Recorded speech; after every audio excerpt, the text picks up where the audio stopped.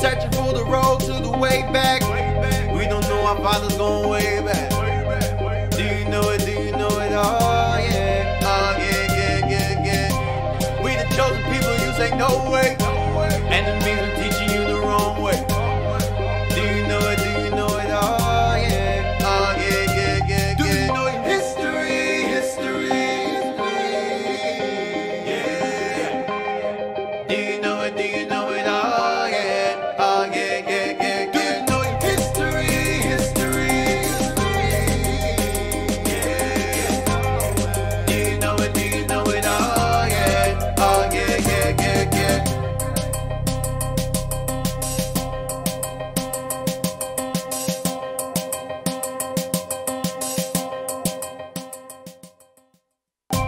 Searching for the road to the way back.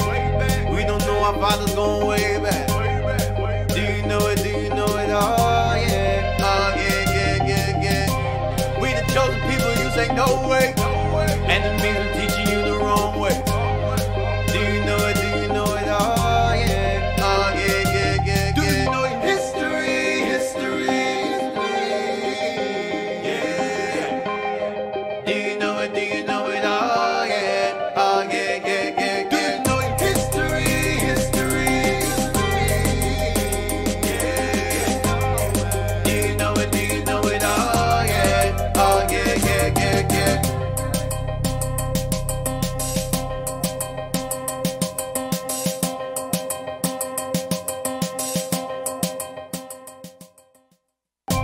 Searching for the road to the way back. We don't know our father's going way back. Do you know it? Do you know it? Oh yeah, yeah. We the chosen people, you say no way. Enemies are teaching you the wrong way. Do you know it? Do you know it? Oh yeah, yeah. Do you know history? Yeah. Do you know it? Do you know it? Oh yeah. Do you know history? Yeah. Do you know it? Do you know it? Oh yeah.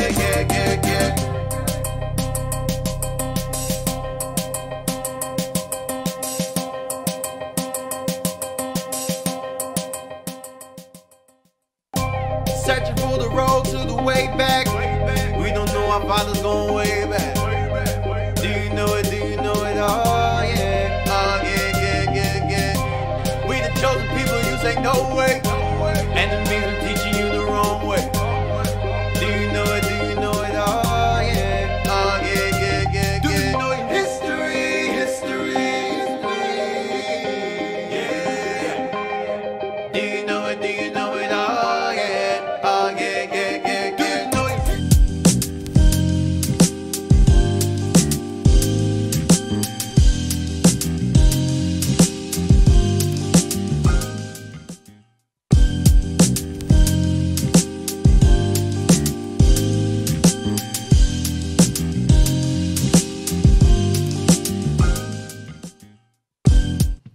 Hey, shalom. Welcome back to Our Hidden History Radio. I'm Deacon, and to my left, Captain Joel. Officer Don. Hey, we got Mexico on the show. ¿Cómo te llamas? ¿Cómo te llamas? Shalom. Suavemente. I don't know what he just said. I don't know what you just said or what you even meant by it. Am I right? Yes, sir. Officer Jezreel. Yeah, we got two Northern Kingdom brothers on here today. All praise the Oh, Lord. wow. Praise the Northern Kingdom brothers on the show. Suavemente. Bésame. I'm sorry. I meant three Northern Kingdom brothers on the show. Including Captain Joel. All right. Well, welcome.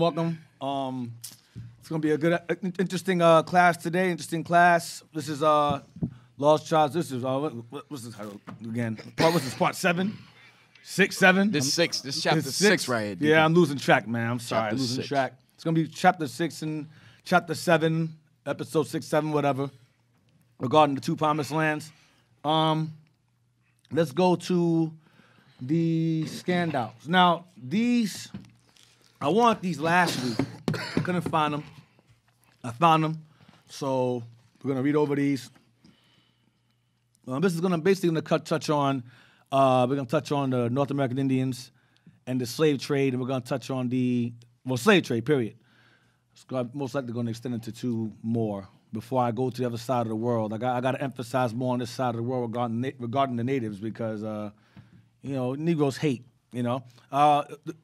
I occasionally rewatch the videos to make sure the sound was good, and, if I left anything out. And I occasionally go on the live chat room. You scoffers be on there running your mouth. And I heard a dude say, "Yeah, man, Mexicans claiming to be saying that they're Israelites." So, Officer Don, what's your worldly ethnicity? Worldly ethnicity is Mexican. Okay, and what is your biblical ethnicity? Israelite from the tribe of Issachar. Okay, That's right. That's right. That's right. There you go. So, there you go. There you have it. We got a few more. They're gonna be mad, Dick. Yeah, they're gonna be mad. I know. Hey, I he's single too. Yeah, it's just sisters. Yeah, sisters. Alright. All right, Northern Kingdom sisters, man. Que lo que hay. I don't know what Captain Joel is saying. Just ignore Captain Joel's gibberish. What are you talking about? So we're gonna go. This is I downloaded this a long time ago. It's 2008. All right, this goes back, I think, 12 years. I printed this out. It's called Slavery in America. It was a what's the term they use? Dissertation, or I guess a term paper someone put up or writing. And he goes into slavery. It's called Slavery. Get that on the screen real quick. Get the top of the page. This is page one of 7. It says Slavery and Native Americans in British North America and the United States, 1600 to 1865. That's 265 years. All right. Now, we can just read the highlighter parts. Who else gonna read it? Yeah, 'cause I got a lot to cover today, so let's go. That's good. In fact, the word slave may not even accurately apply to these captive people. Right, jump on down to the next one, the Creek. Blow it up some more, please. All right. No, it's kind of blurred a little bit from the highlighting. There you go. Just keep it there. The Creek, for example, treated the children born of slaves and tribal members as full members of the tribe, rather than as enslaved offspring. This is referring to our people. It's referring to Judah, referring to the Southern Kingdom. All right, bro. So, matter of fact, read the first paragraph. Read the first paragraph. We're just gonna read the whole thing rather than skip it around. Read the first paragraph, the top from the top. Yes, sir. The most Native American tribal groups practiced some form of slavery before the European introduction of African slavery into North America. Right, they had slavery, but it wasn't Esau slavery. It was indentured servitude. Because remember, on this side of the world, we were keeping the laws. We had indentured servants. Israel also, according to the law, had indentured servants. So it was a form of slavery. Well, go ahead. But none exploited slave labor on a large scale. But none exploited slave labor on a large scale like Esau did, the white man. Go ahead. Indian groups frequently enslaved war captives. We enslaved, when we went to war with each other, we enslaved war captives. Go ahead. Like you did over in Africa, same thing. We enslaved our war captives in Africa. Go ahead, same thing. Go ahead. Whom they used for small-scale labor and in ritual sacrifice. Right, and occasionally we did evil and ate them. Go ahead. Damn, go ahead. Most of these so-called Indian slaves tended to live, however, on the fringes of Indian society. Go ahead. Although not much is known about them, there is little evidence that they were considered racially inferior to the Indians who held power over them. Right, it was none of that racial superiority stuff going on. Go ahead. That's Esau started that. Go ahead. Nor did Indians buy and sell captives in the pre-colonial era. Before Esau showed up, they were not buying and selling each other as slaves before Esau showed up. Go ahead. Although sometime exchanged enslaved Indians with other tribes in peace gestures or in exchange for their own members. Right, it was just regular. Go ahead. In fact, the word slave may not even accurately apply to these captives. They were servants. They were not really slaves. It doesn't apply to them. These were not slaves like they had us. These were indentured servants. It was a job, or labor. It was a labor, small labor. Next paragraph. The situation of enslaved Indians varied among the tribes. In many cases, enslaved captives were adopted into the tribes to replace warriors killed during a raid. Enslaved warriors sometimes endured mutilation or torture that could end in death as part of a grief ritual for relatives slain in battle. Right, you had some natives that was just freaking wilding out, doing crazy stuff. Go ahead. Some Indians cut off one foot or their captives to keep them from running away. Right, you had situations like that. They were real severe toward their servants. In some instances. Go ahead.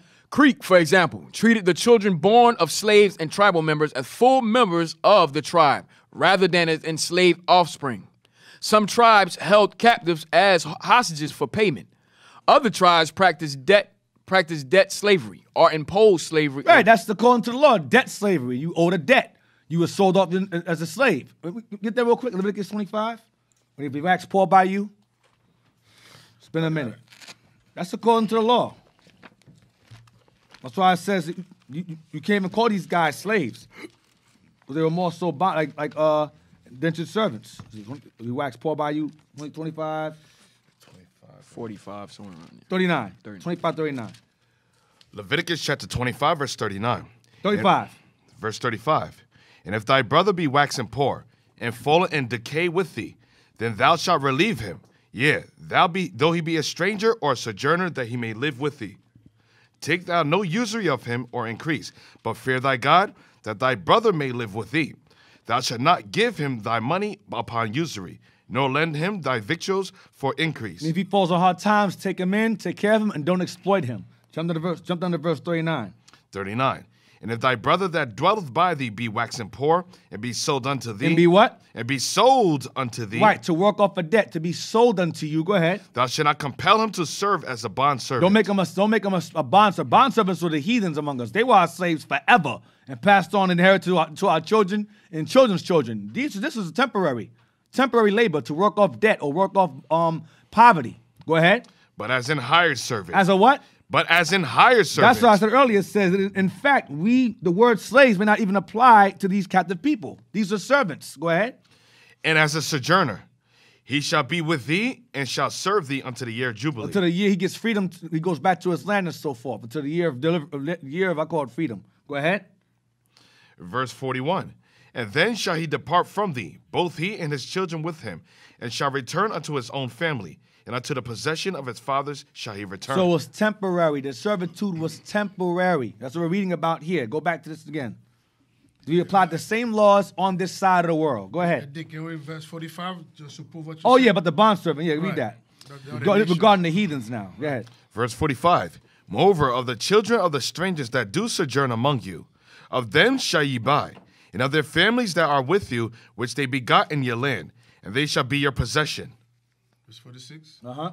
And ye shall take them as inheritance for your children after you, to inherit them for a possession. They shall be your bondmen forever. Bondservants forever. Go ahead. But over your brethren, the children of Israel, ye shall not rule one over another with rigor. With rigorous, severe labor. That's why I said, as we read earlier, it said small scale labor in the first paragraph. Small scale labor. Let's go on. Let's go back.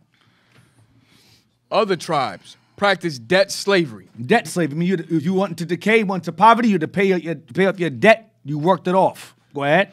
Or impose slavery on tribal members who had committed crime. Right. Or if you were a criminal, you had to work off. It's called community service. Community service. Esau called it today. Go ahead. But this status was only temporary. But what is what? But this status was only temporary. Temporary. Temporary. Go ahead. As the enslaved worked off the obligation to the tribal society. Right to the community. Go ahead. Once Europeans arrived, Well, once the white man shows up, once he gets around, go ahead. as colonialists in North America, the nature of Indian slavery changed abruptly and dramatically. They changed the game. Go ahead. Indians found that British settlers, especially those in the southern colonies, eagerly purchased or captured Indians to use as forced labor in cultivating tobacco, rice, and indigo. Plantations. Had Indians on plantations. Go ahead. More and more Indians began selling war captives to whites rather than integrating them into their own societies. Right. Go ahead. And as the demand for labor in the West Indies became insatiable, whites began to actively enslave Indians for export to the so-called Sugar Islands. Whites began to do what? Whites began to actively enslave Indians And do what? for export to the so-called Sugar Islands. So how'd they get them to the Sugar Islands? How'd they get them over there? They put them in a ship. What kind of ship it would be? A slave ship. It would be a slave ship. Go ahead, continue. The resulting Indian slave trade. The resulting Indian what? Slave trade. The resulting Indian slave trade. Go ahead. Devastated the southeastern Indian populations and transformed Native American tribal relations throughout the region. The English at Charlestown, the Spanish in Florida, and the French in Louisiana Edomites, the English, the Spanish, and the French. Go ahead. sought trading partners and allies among the Indians. Right, remember, Indians, we had war captives, so we would sell, not our own tribe, among our own tribe, but we would sell our war captives to the white man. But they took them for slaves forever. And then when they became insatiable, the late workforce, they started to actively steal the people, steal the native children away and people away. Go ahead. Offering trading goods such as metal knives and axes, firearms and ammunition, intoxicants, Intoxicants, liquor. Go ahead. and beads, and cloth and hats in exchange for furs, deerskin. You'll find that in the movie The Revenant. They had pallets of furs. Pallets. Go ahead. And Indian slave captured from other tribes. Right. Our war captors, our criminals. Go ahead. Unscrupulous traders, frontier settlers, and government officials encouraged Indians to make war on other tribes. What did they do? What did the Edomites do? They encouraged Indians to make war on other tribes. They encouraged the Indians to make. That's why I said to you earlier. Remember earlier about the Mohawks? They were afraid to come near them. They were afraid to attack them. But the Edomites, the so-called white man, he incited fighting and infighting and civil war amongst natives. Why? So they would conquer each other, take each other as captives, and then sell those captives to them. So they would encourage division amongst us. And then eventually, once the ones who they helped use to conquer natives, they would conquer them. Go ahead. To reap the profits. And did the same thing to us on the other side of the world with the tribes of our people in Africa also. Same thing. Incited division and fighting so we can do what? Sell our war captives to them. Same exact thing. Go ahead. To reap the profits for slaves captured in such raids or to weaken the warring tribes. Go ahead. It is not known how many Indians were enslaved by them Europeans, but they certainly numbered in the tens of thousands. And what? In the tens of thousands. Go ahead. It is estimated that Carolina merchants operating out of Charlestown shipped an estimate 30,000 to 50,000 Indian captives between 1670 and 1715. No, it says Charlestown shipped and estimated 30,000 to 50,000 Indian captives between what? What year? Between 1670 and 1715. Go ahead. In a profitable slave trade with the Caribbean, Spanish, Hispaniola, and northern colonies because of the higher transportation cost of bringing blacks from Africa. Whites in the northern colonies sometimes preferred Indian slaves. It was more expensive to ship us from Africa rather than it was cheaper to have Indian slaves already in the land rather than have us, Judah, Southern Kingdom, shipped over from Africa and brought along. I said, we'll just take the slaves we have over here. It's less expensive. Go ahead. Especially Indian women and children. Especially what? Indian women and children. So it says sometimes preferred Indian slaves, especially what?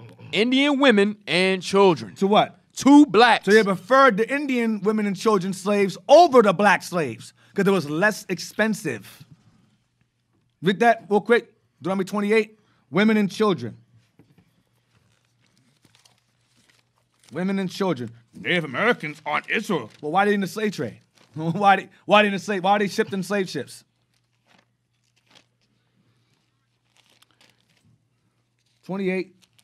32. Yeah, your daughter shall your wife giving somebody else. Your wife giving to 30. somebody else. Yeah, 30 and then 30, 32. Deuteronomy 28, verse 30. Thou shalt betroth a wife, and another man shall lie with her. Thou shalt build an house, and thou shalt not dwell therein. Thou shalt plant a vineyard, and shalt not gather the grapes thereof. Right, plant a vineyard goes back to the tobacco. It goes back to the indigo and the rice. All of that. The rubber, same thing. Go ahead. Thy sons and thy daughters shall be given unto another people, and thy eyes shall look and fill with longing for them all the day long. And there shall be no might in thy hand. Verse 41. Verse 41. Thou shalt beget sons and daughters. What will happen to them? But thou shalt not enjoy them. Why? For they shall go into And captivity. be given unto another people. Who? French, Spanish, Dutch, English. And so on and so forth. Portuguese, so on and so forth. So let's read on. So you can't say that it don't fit the curses. We're reading about it right now. Go ahead. Especially Indian women and children to black Carolina. To blacks. To blacks, sorry. Go ahead. Carolina actually exported as many or even more Indian slaves than it imported enslaved. Then it imported enslaved Africans. Next page. Turn it over. Deacon, when you get a chance, can I bring something out? Yeah, you can get me out now. It says Carolina actually exported as many or even more Indian slaves than it imported or brought in Africans prior to 1720. So they had more Native American tribes or Indians as slaves more than the blacks prior to 1720 when the increase of bringing us in came in. All right? So y'all with this Native Americans is heathen stuff, y'all finished. You done at this point. This is like, y'all are finished from part one, but I'm just putting a nail in the coffin at this point. Go ahead, Cat. Give me, Officer Judge, give me Nehemiah chapter 5, verse 5 real quick.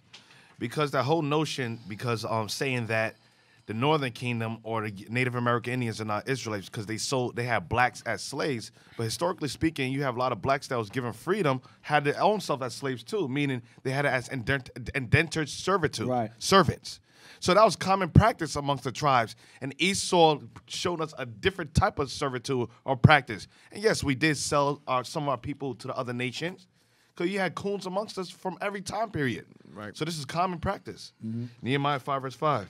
The book of Nehemiah, chapter 5, verse 5. Yet now our flesh is as the flesh of our brethren, our children as their children. And lo, we bring into bondage our sons and our daughters to be servants. And some of our daughters are brought into bondage already. Neither is it in our power to redeem them. For other men have our lands and vineyards. So what was happening during the time of the Persian captivity, you had Israelites amongst us, the nobles, were taking some of the sons and daughters as servants, as indentured servitude, and they were what? Usury. Exploiting them, Exploiting them for free labor. And Nehemiah, what is Nehemiah saying, verse 7? Verse 7.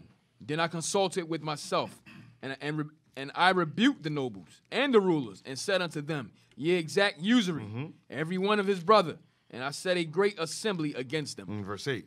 Verse 8, and I said unto them, we after our ability have redeemed our brethren the Jews, which were sold unto the heathen. Which were sold unto the heathen.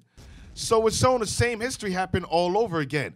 You have Israelites amongst each other that were taking captives of their own people, their sons and daughters. And what did they do afterwards? They sold them to the other nations. So what happened in the Persian captivity also happened what? During the captivity, when the Spaniards came over here, happened amongst us during what the natives as well as Judah. Read on. Which were sold unto the heathen. And will ye even sell your brethren? Then held they their peace and found nothing to answer. So that's all I want to bring up. Right. This is some more now. Give me get Chronicles, 2 Chronicles 28. And also, if you look at it, that's the same thing that's happening today with our leaders, Right. so-called leaders. Right. Yep. That's what they're doing. They're selling our people Right. back into slavery all over again. 2 Chronicles 28. Oh, Deacon, did you have that scripture on your menu? No, I did not. Oh, praise 2 Chronicles 28. Read verse 5. This is going into King Ahaz. Ahaz is screwing up, and the Lord sent judging upon him, and Judah, this is Judah, I believe, and we pretty much got put into the hands of our enemies, including Northern. Remember, at this time, Northern Kingdom and Southern Kingdom were at odds with each other. So watch this. Verse 5. The book of 2 Chronicles, chapter 28, verse 5. Wherefore the Lord his God delivered him into the hand of the king of Syria. That's King Ahaz. Go ahead. And they smote him, and carried away a great multitude of them captives, and brought them to Damascus. So he sent Syria against us, and they took us captive to Syria. Go ahead. And he was also delivered into the hand of the king of Israel. He also got conquered by the king of Israel as well. Go ahead. Who smote him with a great slaughter. And they killed. Our own start killing us too. Go ahead. For Pekah, the son of Remaliah, slew in Judah 120,000 in one day, which were all valiant men, because they had forsaken the Lord God of their fathers. Go ahead. And Zikri, a mighty man of Ephraim, slew Masela, the king's son, and Azarikam, the governor of the house, and Elkanah that was next to the king. Go ahead. And the children of Israel carried away captive of their brethren 200,000 women, sons, and daughters, and took also away much spoil from them, and brought the spoil to Samaria. So Israel took captive Judah, conquered them, brought men, women, and children as captives back to Samaria. This is Northern Kingdom enslaving Southern Kingdom in the Bible. They go, Native Americans had Negroes as slaves. So what?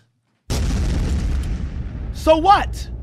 That's we're reading it right here. Now watch this. There's a difference though. Watch this. Read on. Verse 9. But a prophet of the Lord was there. But a prophet of the Lord was there. Unlike over here, a prophet of the Lord was there at this time to do what? Read on. Whose name was Oded. And he went out before the host that came to Samaria, and said unto them, Behold, because the Lord God of your fathers was wroth with Judah, he hath delivered them into your hand, and ye have slain them in a rage that reacheth up unto heaven.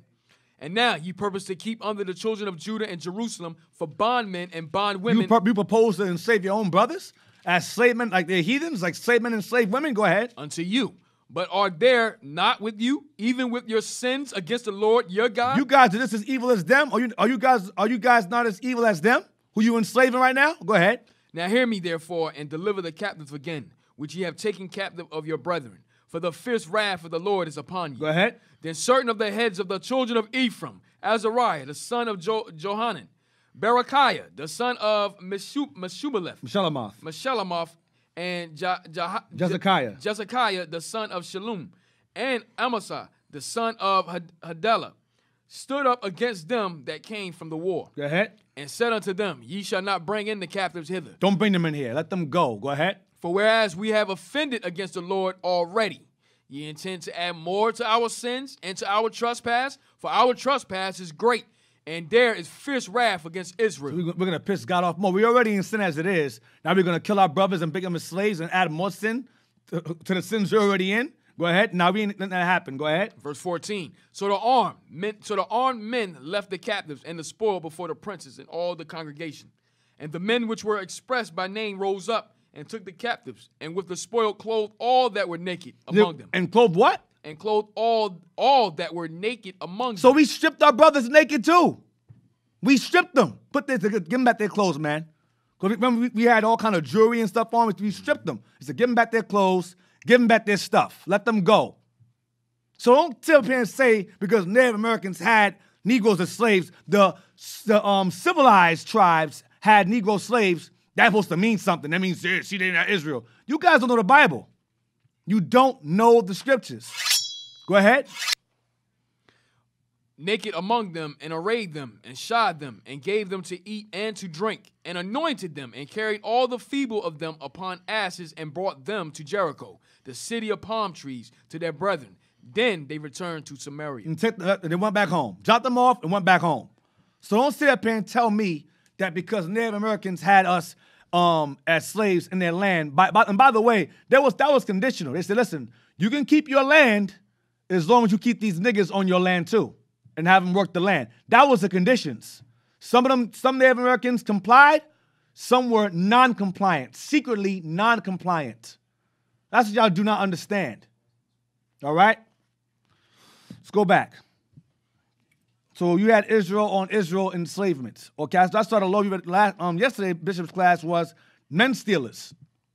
Right. That law was for us because Israel was steal their own brothers and sell them to slavery, whether to each other or to heathens. Go ahead.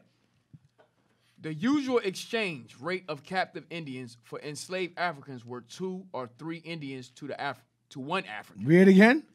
The usual exchange rate of captive Indians for enslaved Africans was 2 or 3 Indians to 1 African. So you had 2 or 3 natives and 1 black. That was the ratio of slaves. That was the ratio of slavery. Go ahead. Blow it up a little Blow it up some more so we can see it a bit more. Yeah, come on. It's a big screen. Go ahead. All right. Until late in the 18th century, Indian slaves worked on English plantations alongside African slaves and even occasionally white indentured servants. White what? White indentured servants. That's your Irish. Oh, we were slaves too. No, you lying bastards. Y'all were indentured. Your slavery was temporary. The Indians and blacks was forever. Forever. And those indentured servants got their freedom. They were then given those slaves along with some land. All right? So it says the blacks and Indians worked together. That's why if you're in New York, those of you who actually do any research at all, geez, you go to the Native American Museum, it has displays of both Negro and Native American slaves. Okay? Working at plantations. When you go to New York, you have the African Burial Ground exhibit. I visited that as well. It mentions Native Americans there also. You cannot talk about slavery and not talk about Native Americans. The history ties together. It works as one. The Spanish Inquisition ties into the Indian and Negro and Native American slavery. It all ties together. It all works together. You cannot leave one out and put in the other. It doesn't make no damn sense. Continue. White indentured servants Women and children frequently were used as menial laborers or domestic servants. By 1720, most whites in the southeastern British colonies preferred enslaved Africans to Indians for obvious reasons. Right, go ahead. Indians could, for one thing, more easily run away into the wilderness. They knew the land. The reason why they prefer blacks is because blacks didn't know the land. We didn't know the land. This land was new to us. Okay? But the natives, they can run away and escape. They knew the land. This is their land. Go ahead. Also, Europeans always feared the possibility of a coalition of enslaved Africans and enslaved Indians. They feared what? A coalition of enslaved Africans and enslaved Indians. They feared blacks and Native Americans coming together. Unity. They feared the unity. When you watch the movie 12 Years a Slave, it shows them talking to each other. It shows a small clip of them having interaction with each other. It's a little clip. They play music for them. But that was Esau letting you know these guys had a common relationship. Hey, Dick, what does that sound like today? J. Edgar Hoover. Yeah, yep. Right. Yeah, COINTELPRO. Yeah. Sounds like The COINTELPRO. British fear is the Negro unity. Right, exactly. Damn. Go ahead. Aided by free Indians on the frontier. Aided by free Indians in the frontier. Go ahead. What's more, English settlers played the Indians off against one another. They did what now? They played the Indians off against one another. They did the same thing to the brothers over there in Africa, our brothers in Africa. They played the chiefs off one against another. Go ahead. In the various Indian wars or wars of empire, fought between European colonial powers, using them as allies or as paid mercenaries. See, they did? They would hire their own brothers to fight each other. Because the Europeans had a hard time fighting this one tribe, they would hire another tribe to help them fight against them, then enslave them afterwards. This man's the devil. Regardless of what title he go under, Portuguese, French, Dutch, they all do the same evil, no matter where they're at. Play one against the other. And in the end, it benefits them. Go ahead. Additionally, Europeans commonly believed that Native American men, culturally conditioned to be hunters, considered field work to be women's work, and that Indian warriors would not adapt easily to agricultural labor in comparison to enslaved Africans. Go ahead. Most importantly, the demand for enslaved labor in the tobacco and rice plantations came too far exceed the potential supply of Indian captives. Right.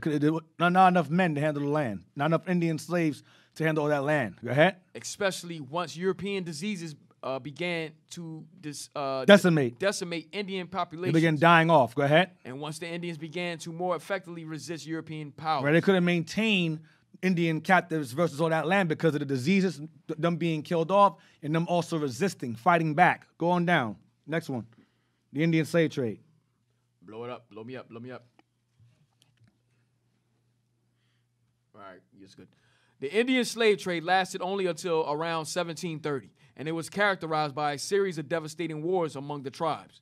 Those Indians nearer the European settlements raided tribes further in the interior in the quest for slaves to be sold, especially to the British. See what happened? So eventually they started fighting each other to sell each other off for money and so forth. Esau basically created black on black crime on this side of the world. Native on native crime. Now you know where all the gang stuff come from. All the infighting, all the wars you see in black communities. Now you know where it stems from. Esau's behind the scenes. He's always behind the scenes, causing infighting amongst the people. Always. And they ran the same game on us throughout history. Right. In South Africa, the apartheid, same thing. They did the same thing to us in Chicago. Same thing to us in Detroit. Same thing to us in Africa, West Africa, South Africa, Congo. And all throughout the Americas, same thing. Same evil tactics. He's that snake in the garden. It's the same spirit. Doing the same thing. Go ahead. Though, and further in the interior in the quest for slaves to be sold, especially to the British, before 1700, the Westos in Carolina dominated much of the Indian slave trade until the English, allied with the Savannah, who resented the Westo control of the trade, wiped them out. The Westo tribal group was completely eliminated. The survivors were scattered or else sold into slavery in Antigua. Right, the natives. The Westos were the natives. They were Esau and them were fighting over slaves, pretty much. Fighting. And then they eventually were overthrown and were sold into slavery or scattered. Go ahead. A similar pattern of friendly and then hostile relations among the English and Indians followed in the southeastern colonies. For example, the Creek a loose confederacy of many different groups who had banded together to defend themselves against slave raiding. Allied with the English and moved on the Appalachia in Spanish Florida, destroying them as a group of people in the quest for Indian slaves. These raids also destroyed several other Florida Indian tribes, including the Tucumua. Indeed, most of the colonial era Indians of Florida were killed, enslaved, or scattered. It is estimated that the English Crete raids on Florida yielded 4,000 Indian slaves between 1700 and 1705. You had coons, you had Indians and Edomites working together to enslave their own people. It started getting bad. Let's jump down to, let's see. Give me a second. What do I want? So I'm going to try to jump through it, do the time.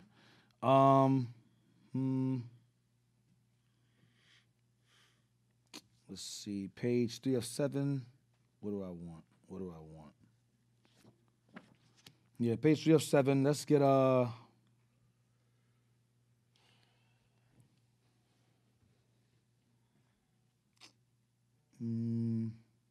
first paragraph.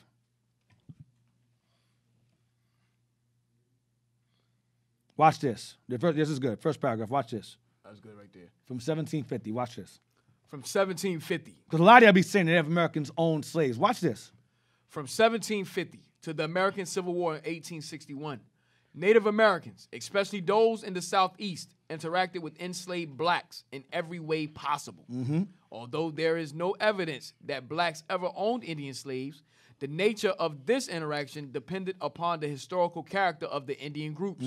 The enslaved people in their midst and the white slaveholders, watch this. Native Americans assisted runaway slaves and also tracked them down and returned them to slavery. You had some that helped us, some that didn't help us. Watch this. They married free and enslaved blacks. So Native Americans married free and enslaved blacks. Go ahead. And accepted the children of such unions with few strings attached. We intermarried. Watch this. They also sold blacks to whites. You had that occasionally happen. Watch this. Traded them like so many blankets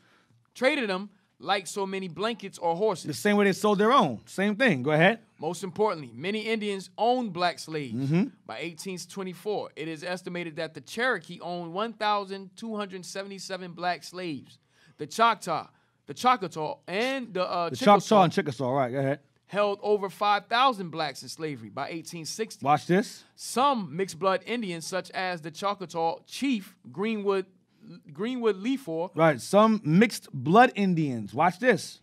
And the Cherokee chief John Ross owned between 100 and 400 enslaved blacks, respectively. Why? Mixed blood means their fathers are white.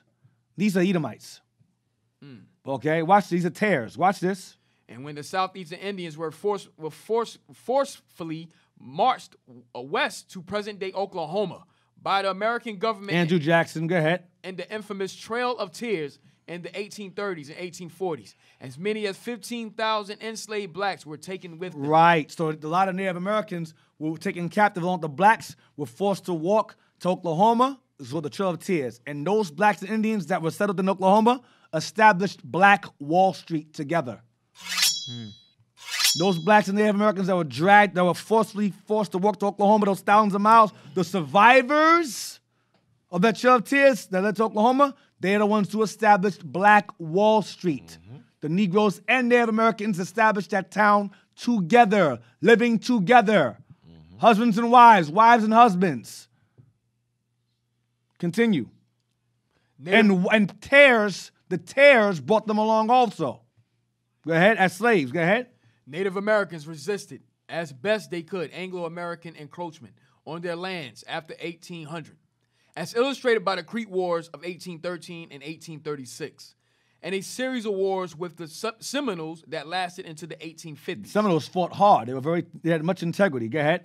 At the same time, the leaders of the major tribes of the southeastern states, the Cherokee, Chickasaw, Choctaw, Creeks, and Seminoles. These are the 5 civilized nations. Go ahead. Responded to the overwhelming power of the Anglo-Americans. Edomites. Go ahead. By attempting to imitate their lifestyle. By attempting to what? Imitate their lifestyle. By attempting to imitate their lifestyle, they start to convert over. Some of them start to convert over into the Eurocentric lifestyle. Go ahead. This adjustment process included accepting the white practice of private land ownership. So in order to get along with the whites, they begin to act like the whites, to live at peace. So they begin to act like white folks. So in order to live and survive, we gotta treat the blacks like the whites do. Treat them like niggas. Because prior to that, we treat them like our brothers. Go ahead. Working and living on family farms and plantations, and acquiring slaves as workers, much as was the case with white slaveholders.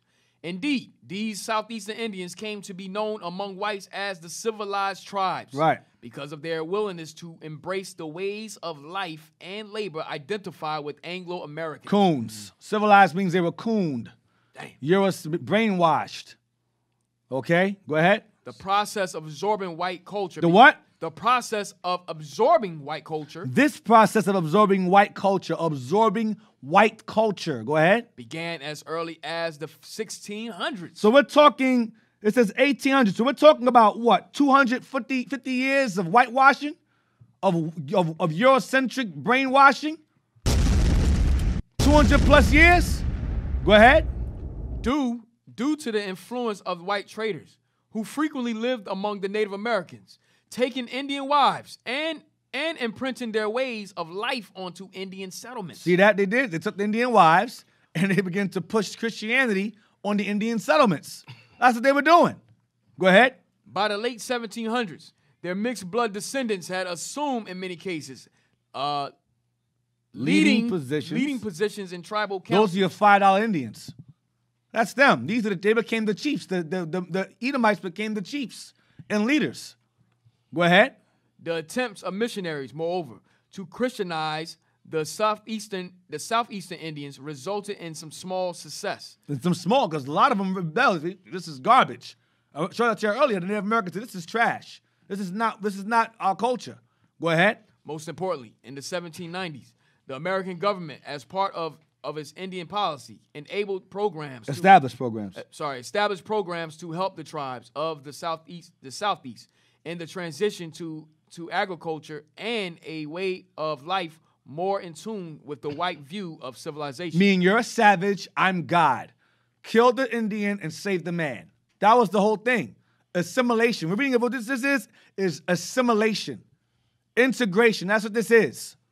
What was done to us was done to Native Americans also. Together. Carlisle Institute was one, and you had Hampton University was the other. Go ahead. For example, the Treaty of Holston contained this clause, that the Cherokee Nation may be led to a greater degree of civilization and to become herdsmen and cultivators instead of remaining in a state of hunters. So you cannot be yourselves anymore. No longer can you be Indian hunters and live your land and hunt your land. You're gonna be slaves, work the land, agriculture. You're gonna be servants. That's your new way of life from now on. Go ahead.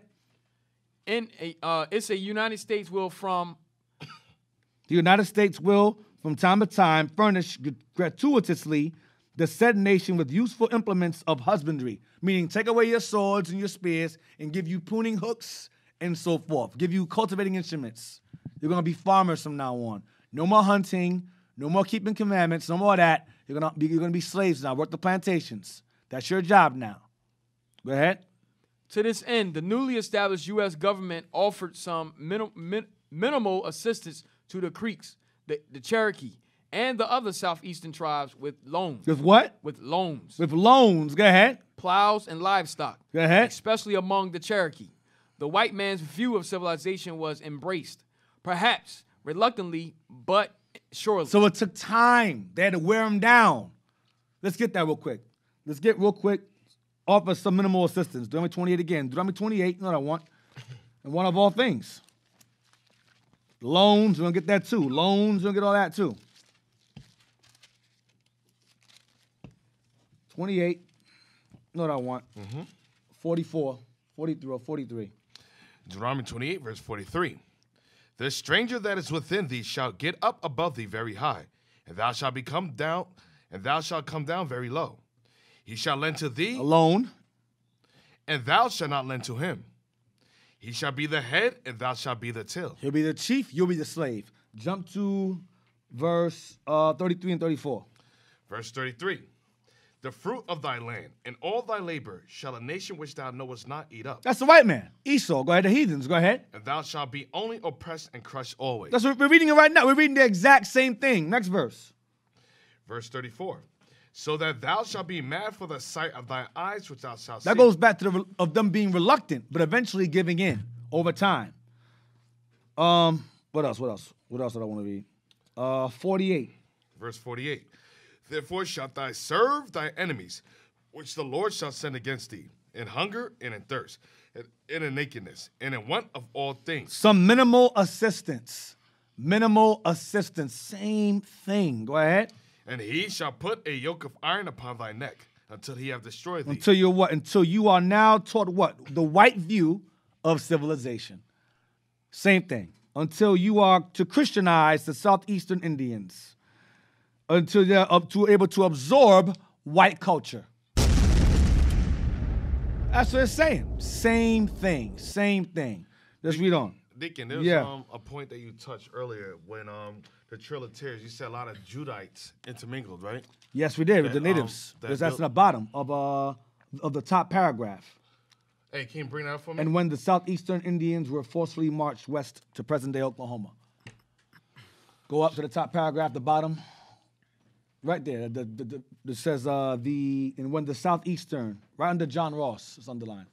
Where's that again? And when the southeastern, you see John Ross underlined right under that. Next statement. And when the southeastern. Okay, and when the southeastern Indians were forcefully marched west to blacks, west to present-day Oklahoma. And when the southeastern Indians were forcefully marched west present-day Oklahoma by the American government in the infamous Trail of Tears in the 1830s and 40s, as many as 15,000 enslaved blacks were taken with them. Right. Yep. So that's shown that a lot of blacks that we think Oklahoma, that was just all black community. No, it was mixed community. Yes, it was Native American and black community. It was not a bunch of black folks. Black Wall Street include Indians. Hey, can you pull me that Black Wall Street photo? They didn't call it Black and Indian Wall Street. It was Black Wall Street because both are black. Indians and Negroes is black. That's it. Hey, pull me up the photo real quick. Sorry. Pull me up the photo real quick.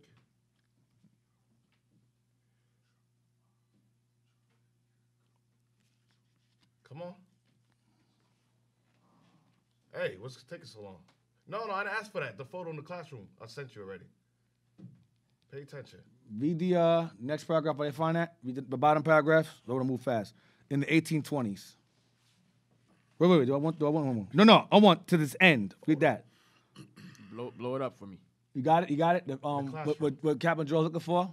In the classroom. I can't do both of them. Okay. Just pull it up real quick. Hey, let that go. Put it up real quick. Pull it up real quick. Man, that's take too long. Give them time, Cap. Give them time. I'm sorry, Deacon. I'm sorry. They're doing very well so far. You guys are doing very well. I have no complaint. I like that picture right there. That picture's good. Pull that up real quick. So just got to show you guys an example. Yeah. Yo, come on, Cap, man. Yo, man.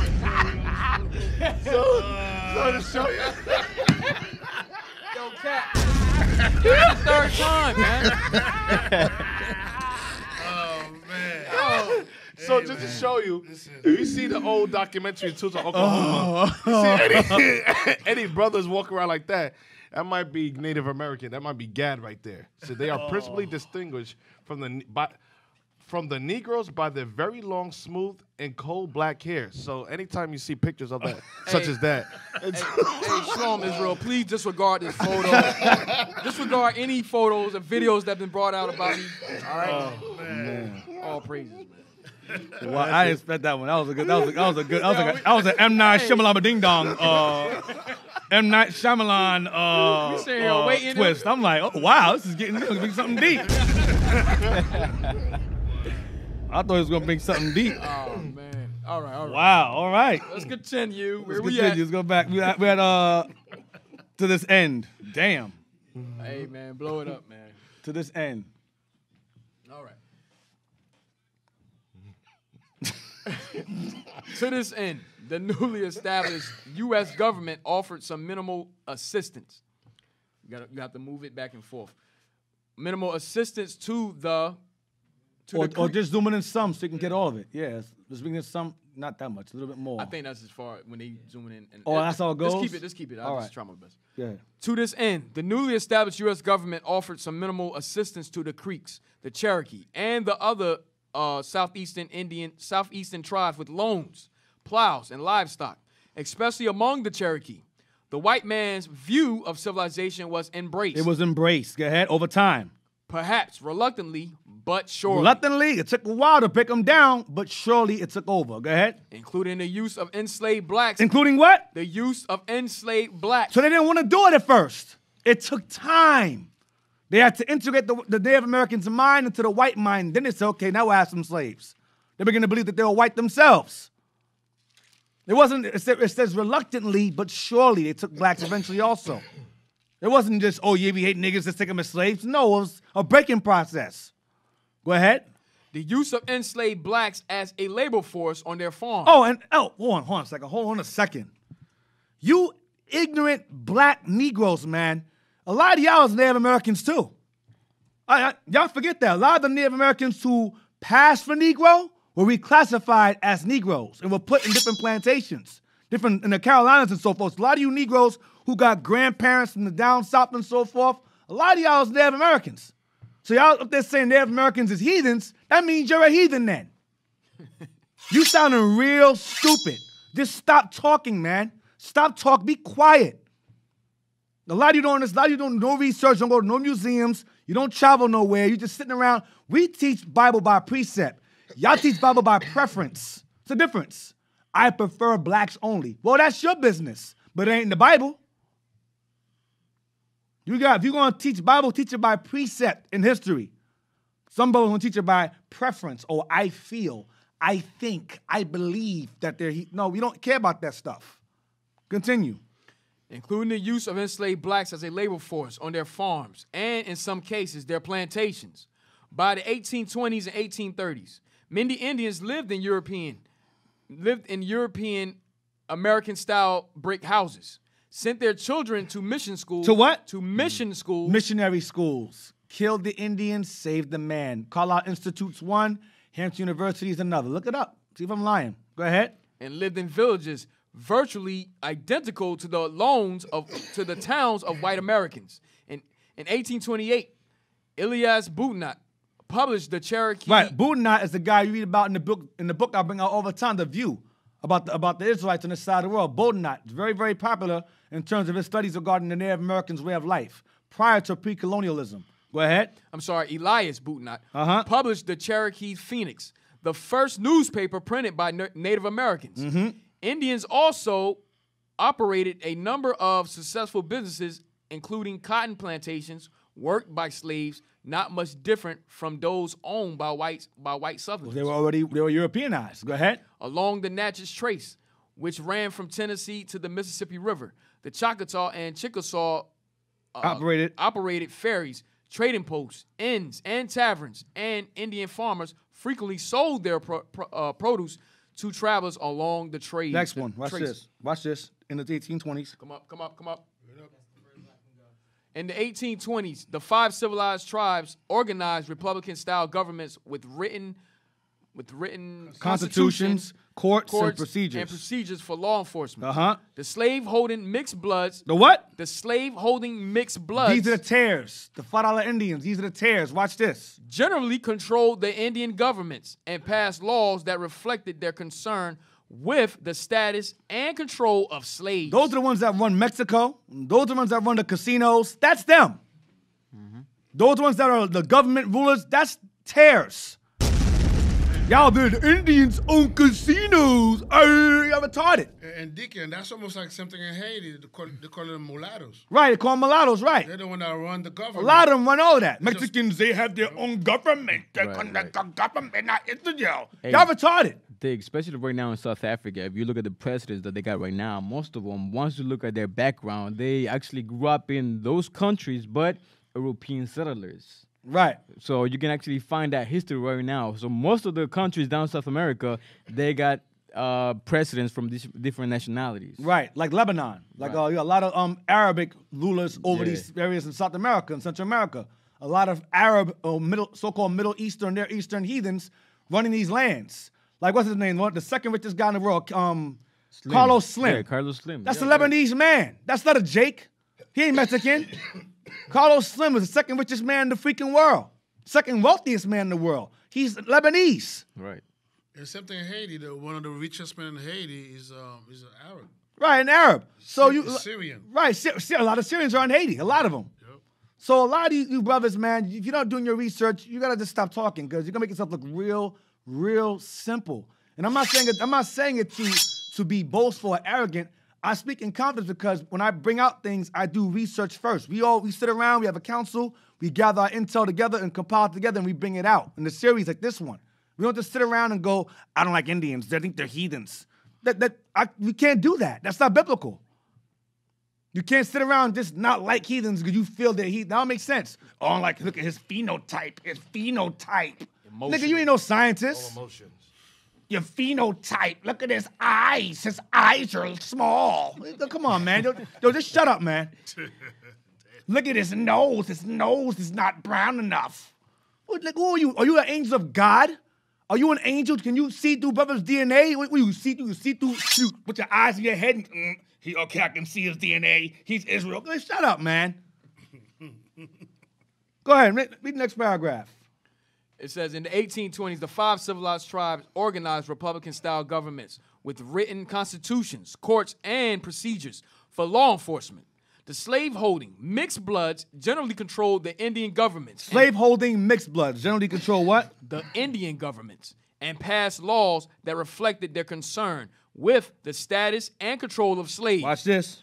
In the 1827 Cherokee Constitution disallowed the ownership of property by the enslaved. By who? The mixed bloods established that law. Go ahead. Including their mixed blood descendants. Go ahead. Made illegal the buying of goods from enslaved peoples and imposed heavy fines on slaveholders when their enslaved people consumed alcohol. Right. It was illegal for enslaved black to marry a white or an Indian. No blacks, not even free blacks, could vote. Damn. Nor could the offspring of Indian and white men if the mother was black. Cherokee laws, however, did not impose nearly as many restrictions on enslaved blacks as did white Americans in their slave codes. There were no Cherokee laws, for example, dealing with insurrection or rebellion. Right, like beating them to death. Jump down to what's it at? Only a minority.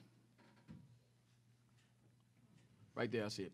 Watch this. Only a minority of Southeastern Indians, however, embrace fully the material aspects of the Anglo-American definition of civilization. Integration. So only a few embrace the white culture. Go ahead. The majority of full-blooded Indians. The majority of the full-blooded Indians. Go ahead. Even those who took to farming and commerce. Business. Go ahead. Struggled valiantly to retain the beliefs and ways of life identified with their traditional Indian view of civilization. Their culture. They held on to it. Go ahead. This cultural struggle reflected not only Native American aversion to the materialism and market-oriented character of the emerging commercial capitalism of the white society. It also reflected the antagonism of whites towards Indians. All Indians, right. It caused a disruption. Those who weren't cooperative, it caused issues of business and trading and so forth with whites. Go ahead. The minimal protection and assistance provided by the federal government for the integration. For the whoa. Let me read past that fast. For the what? It says the assistance is the minimal protection and assistance provided by the federal government for the what? For the integration and assimilation of the Southeastern Indians did not last long. So not all of them turned around. Not all of them envied the heathen. Some of them stayed true to their culture. Go ahead. Presidents after George Washington, with the exception of John Quincy Adams, made little effort to protect Indian lands and rights. They didn't care about them. Go ahead. State governments and private private interests pressured the Indians to give up their land. Go ahead. And the tribe found little protection from the federal government when white settlers stole their property and assaulted or killed them. See that? Stole their property by assaulting and killing them. The ones who did not cooperate, integrate, or assimilate into white society. All right? Yeah, that's basically the same thing that the bishop brought out last night. Right. If you didn't convert to Right, their you should be religion, killed. to their new religion, then they sold you as slave. Mm-hmm. Like Go. history reading all over again. Let's see. Let's get to the website about the Mayan slaves that they found. It's in a group me I sent you. I'm not gonna forget that this time. The slave ship. The website. Some of y'all, they weren't slaves. Let's see. So basically, the angels Right fits there. exactly in Deuteronomy 28. Yes, they do. They fit Verse 40 every single part of that verse. Verse 43, real quick. If you 43? Yeah. We read that before. We read 43 and 44. You read it again? Yeah, just, Read it just again. to Read it remind again. them, yeah. Read it again. Go ahead. The book of Deuteronomy, chapter 28, verse 43. The stranger that is within thee shall get up above thee very high, and thou shalt come down very low. Verse 44. He shall lend to You thee. just read a part where they give them loans and farming instrument in their own land. Go ahead. And thou shalt not lend to him. He shall be the head, and thou shalt be the tail. There you go right there. Yep, same exact thing. Jump over to, what did I want? 45. Next verse. Verse 45. Moreover, all these curses shall come upon thee, and shall pursue thee, and overtake thee, till thou be If you destroyed. don't follow, he'll kill you. Same thing. Go ahead. Because thou hearkenest not unto the voice of the Lord thy God, to keep his commandments and his statutes, which he commanded thee. Right, so that's all I wanted. So now, let's go to this article here. Read this, Mexican. Mexican archaeologists identify the first Mayan slave ship. First what? Mayan slave ship. How you get around that? Get around that. Get around that. Mayan slave ship. They're heathens. They're not Israel. Go ahead. Mexican archaeologists identify the first Mayan slave ship to have ever been discovered. So they found remnants of a slave ship on the bottom of the sea that sunk.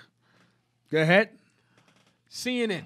Archaeologists in Mexico have confirmed that a shipwreck discovered off the coast of the Yucatan Peninsula once carried captured Mayans who were sold into slavery. The what? Who? Read again. I'm sorry. Read again. I'm paying attention. Read again. Archaeologists in Mexico have confirmed that a shipwreck discovered off the coast of the Yucatan Peninsula once carried captured Mayans who were sold into slavery. Yep. Captured Mayans who were sold into slavery.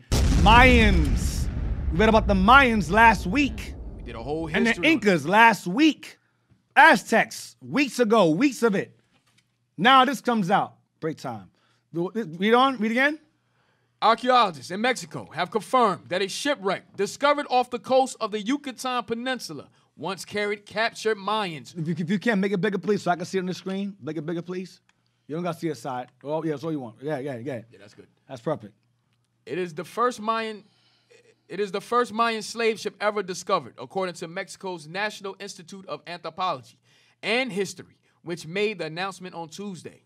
The paddle wheel steamboat, known as La Union, was discovered by archaeologists in the Gulf of Mexico. So he still has records to show these ships, their logs and all that, when they should return, when they should depart. This didn't make it back. La Union didn't make it back. Go ahead. The Gulf of Mexico, 2 nautical miles from Sicily in 2017.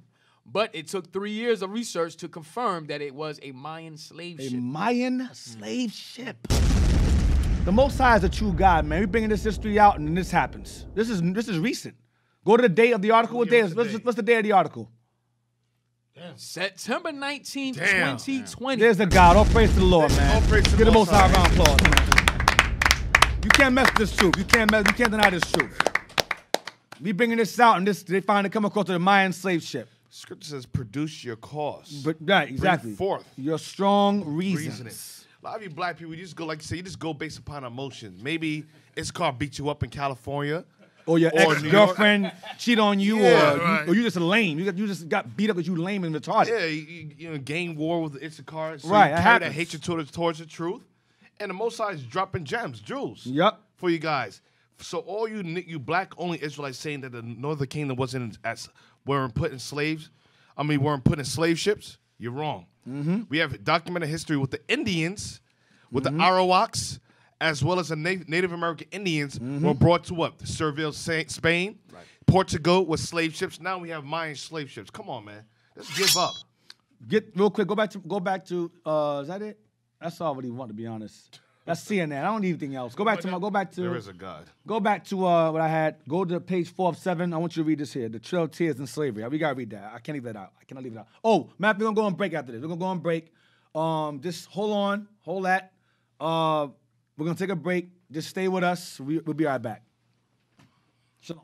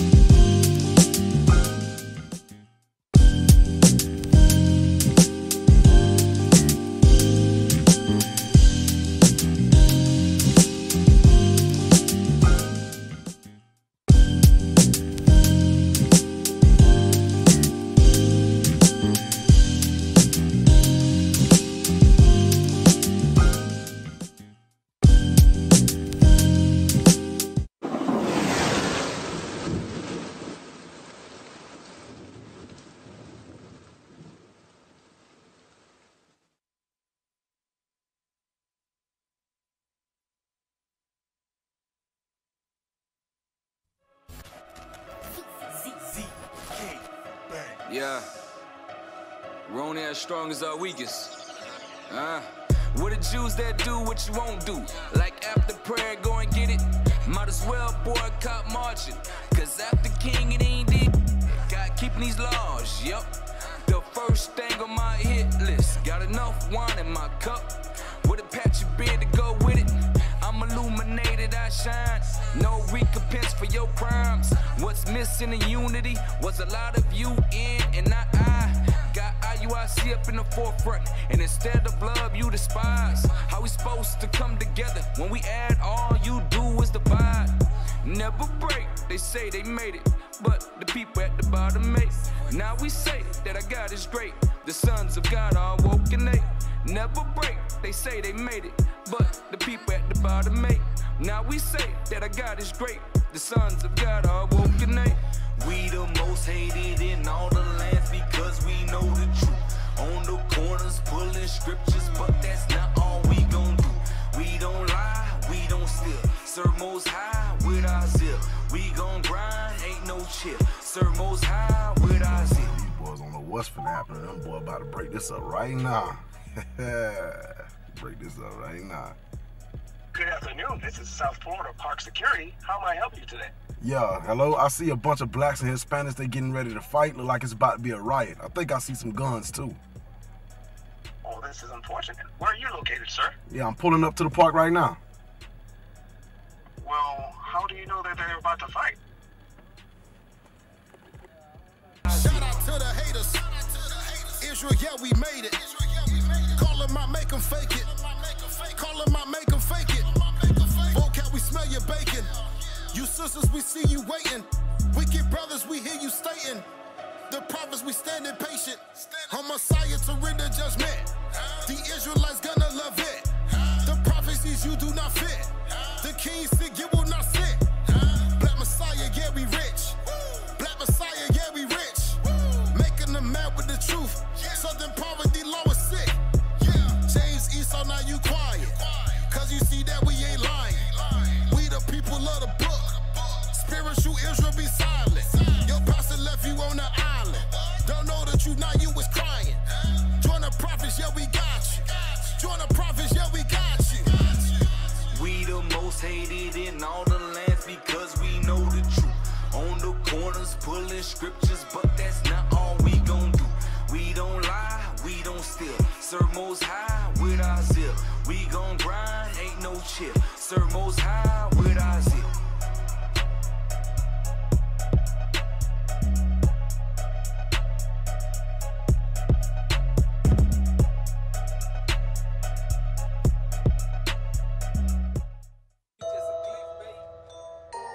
Hey, shout out to all you heretics out there, man. Same old spiggers. Yeah, one time for you heretics. One time for you dumbass. Two times for you brothers that ain't doing. No, you just clickbait. No, this ain't a diss tape or some truth tape on a mixtape. Keep the laws, but you still hate. One time for you heretics. One time. Two times for you brothers that ain't doing. Come on, you just clickbait. No, this ain't a diss tape or some truth tape on a mixtape. Keep the laws, but you still hate.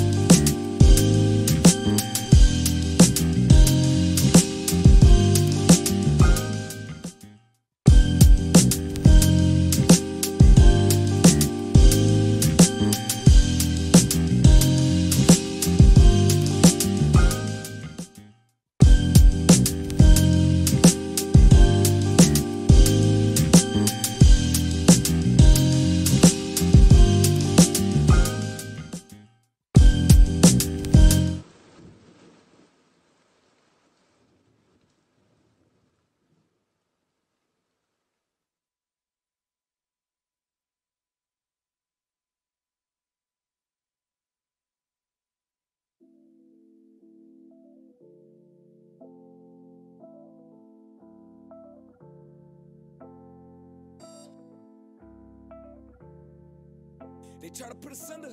Running as strong as our weakest. They try to put us under. They try to put us under. No longer we a teacher speed move to a corner. But we rise to the summit. And we rise like the sun. I'm Bobby Boucher. I'm Bobby Boucher. When it comes to that water, I'm Bobby Boucher. I'm Bobby Boucher. When it comes to that water. Like Bobby Boucher, I'm building my ways, building up my faith. I'm on my way, walking through them gates, hoping that I get saved.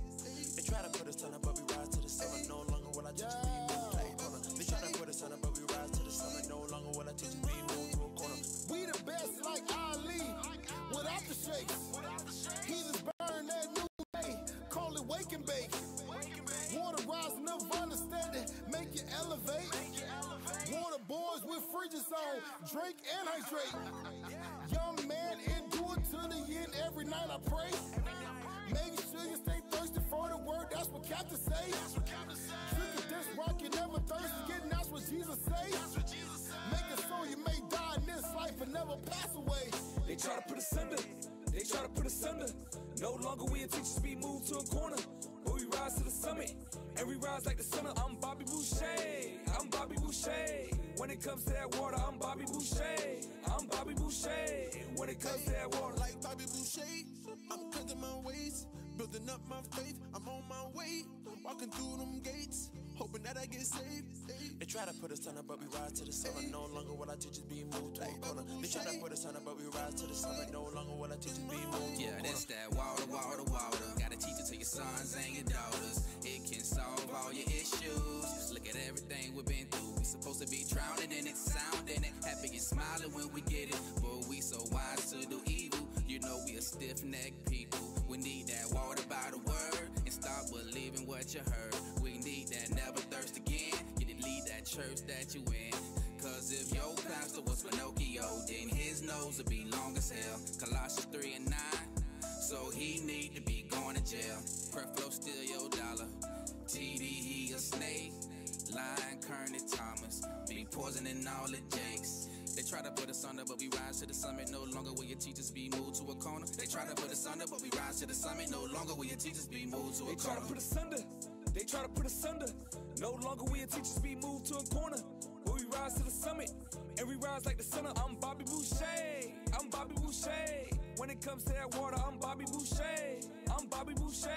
When it comes to that water. Like Bobby Boucher, I'm cutting my ways, building up my faith. I'm on my way, walking through them gates, hoping that I get saved. They try to put us under, but we rise to the summit. No longer will our teachers be moved to a corner. They try to put us under, but we rise to the summit. No longer will our teachers be moved to a corner.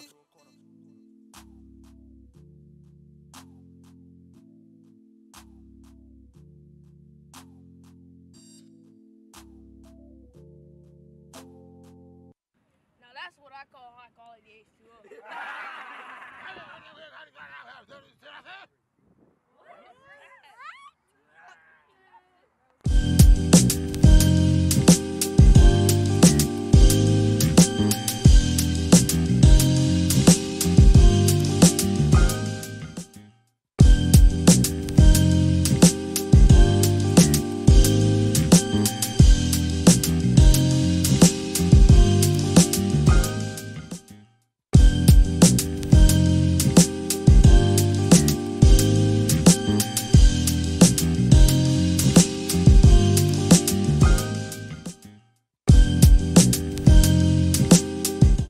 All right, we're back. Hopefully you're still with us. You're still in tune with us. We're going to continue into the Trail of Tears and Slavery, the Trail of Tears and Slavery section of the class, part of it regarding the Native Americans as well as the Negroes being sold and enslaved together, because some of y'all don't think that took place.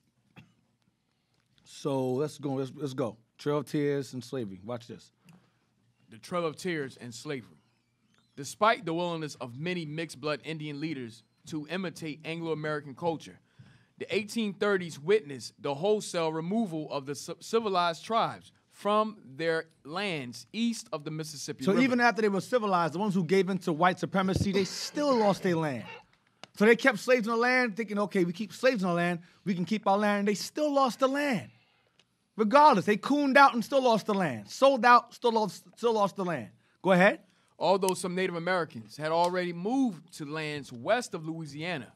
The issue came to a head with the Indian Removal Act of 1830. The Indian Removal Act of Andrew Jackson, that's the Trail of Tears. The Indian Removal Act. Go ahead. Which forcibly deported thousands of Indians to an arid area west of the Mississippi River. Present day Oklahoma. And now we're getting you Black Wall Street. Go ahead. The forced removals started in the early 1830s with the migration of the Choctaw, and each tribe made the arduous journey in waves until the Chickasaw. The last group to make the journey arrived in Indian Territory in the late 1830s. Few Indians went willingly. They fought back. Go ahead. And thousands died on the track from hunger, diseases, and suffering at the hands of the whites. Being killed by whites. They died. So blacks and Native Americans were brought together, and some died from hunger, disease, and just evil of the white folks that were along for the freaking trip. That were along for the trip. Go ahead. Tribes that resisted, like the Sioux and Fox Indians in Illinois and Wisconsin, were slaughtered. Black Hawks War. We had a war, Black Hawks War. They got slaughtered for that. They resisted. They weren't going nowhere. Go ahead. The Seminole and numerous blacks. Hold on. The Seminole and numerous blacks. Two different people. The Seminole and blacks. Go ahead. Who had joined them as runaway slaves. Uh-huh. As well as free Maroons. Free Maroons. Go ahead. Fought back from the swamps of Florida between 1835 and 1842. Reuben and Judah fighting together. Go ahead. The longest Indian war in American history. The longest Indian war, because Judah, Northern Kingdom and Southern Kingdom fighting together gave Esau hell. Gave them hell. Natives and blacks gave them hell. Go ahead. The last remnants of this struggle did not end until the 1850s. Lasted years. The battle lasted years. We didn't play. Those two fought together, didn't play. Remember, the Seminoles gave us positions of power and authority in intermarrying amongst them. That's why they call them Black Seminoles. You have Seminoles, right. That image is good, right. That image is very good. That's the Black Indians book. Black Seminoles. If you can't send it over if you want to, send it over. I did. All right? I'm gonna give you an example of them right now. Watch this. This is a book, this is the cover of a book called Black Indians. And it shows that unity, that alliance between the two. All right? Watch this. So this, yep. Not the school. It's Go all the way down to the bottom. We'll get to that stuff after this. Yep, those two. Yep, those two. So everybody can see. Let everybody see it. The unity of brethren. All right? Brothers, all right?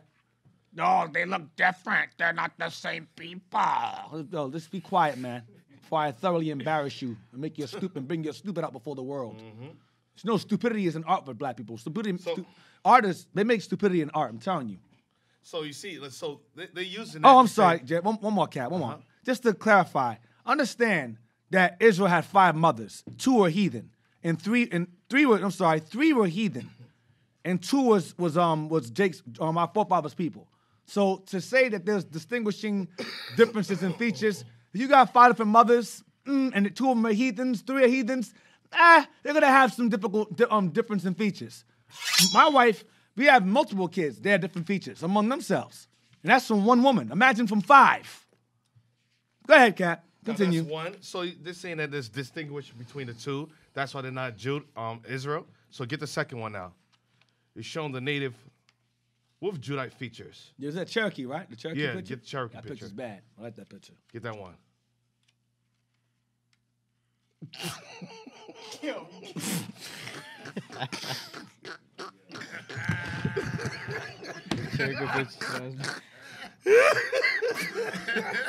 Load up some. Oh, man. Oh, he got the bow. Got the bow. Yeah, got the bow in his hand. He's on a hunt, looking for deer, but he's in the wrong place. We caught this guy. We didn't realize he was here. We caught him. He was like, brother, it's a Sabbath. You can't hunt venison here. Look. He's all confused. He's like, why am I here? There's no deer here? I'm like, no, brother. And where's your arrows? All you had was the bow. This is my last week on the show. You know, thought we was bringing out history, man. I don't know We are what's bringing it going out. on, Bringing it man. out. It's taking a thoroughly. left Bringing it turn out. right now. Bringing out the history. We gotta show the proof. We gotta show the evidence. Evidence, man. We got God. So that's what you black only Israelite. This is another example of a Chickasaw or Cherokee Indian. Right. Right So before your eyes. Put that out there. Put that out there. All praises. What Issachar and Cherokee Indian. With that picture of a Cherokee though, or joke aside, that Cherokee. Oh, I thought that was a Cherokee. Right here. I'm gonna repost it again. I'm gonna share it so it goes to the bottom. Hold on. I'm gonna share it again. Go to the bottom right now. Go to that one. That's the Cherokee also. Click that one so they can see the difference. Then go to the picture of the the brother with the Gadite. It's the brother by himself. All right. This is a Cherokee right there. Now go to the brother, the other picture. You put them side by side? All right.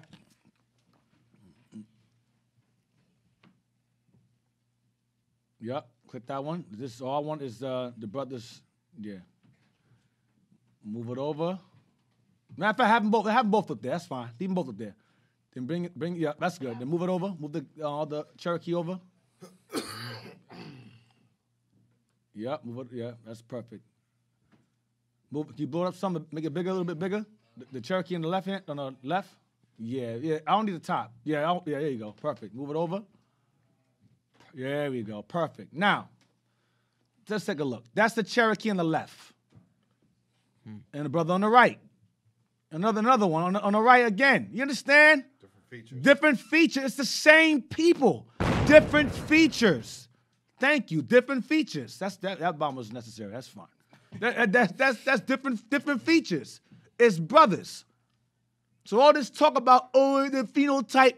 That's why when the white man came to the side of the world, he saw some looking like the one on the left, some looking like the one on the right, all throughout the Americas. That diversity was common. So they realized these guys are all the same people. Because they all have the same common differences and variances and features. Now, let's get on to the next one, the removal issue. The removal issue. Come on, let's go. We're going to start getting into Issachar at 2 o'clock. The removal issue. All right, let's get it. Let's go.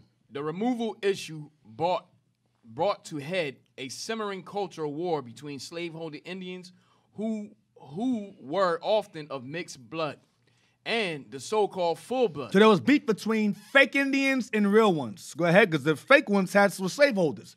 The full Indians, the full ones, were not, for the most part. Go ahead. Who wanted to retain control of ancestral lands at all costs. The full bloods want the land at all costs. Go ahead. The slave-owning mixed bloods had largely abandoned traditional ways. Because they weren't Gad. They weren't the people. They were heathens. Go ahead. And were not as strongly attached to the land. Because the land wasn't theirs. Their land is Europe.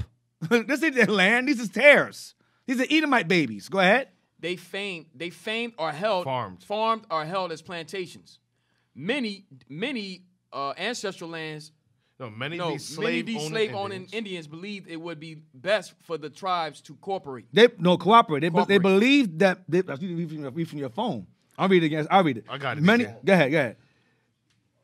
Many of these slave-owning Indians believed it would be best for the tribes to cooperate. They believed that the full blood should cooperate and follow white folks. They were white folks themselves. Go ahead. Sell their ancestral lands and move to Oklahoma peacefully. And go to Oklahoma peacefully. Why don't you guys just leave? Go ahead. They often violated tribal laws. The mixed bloods violated tribal laws. They weren't the people. They weren't the real Indians. Go ahead. I can't see that word. However, what's that other word? By acting without consulting.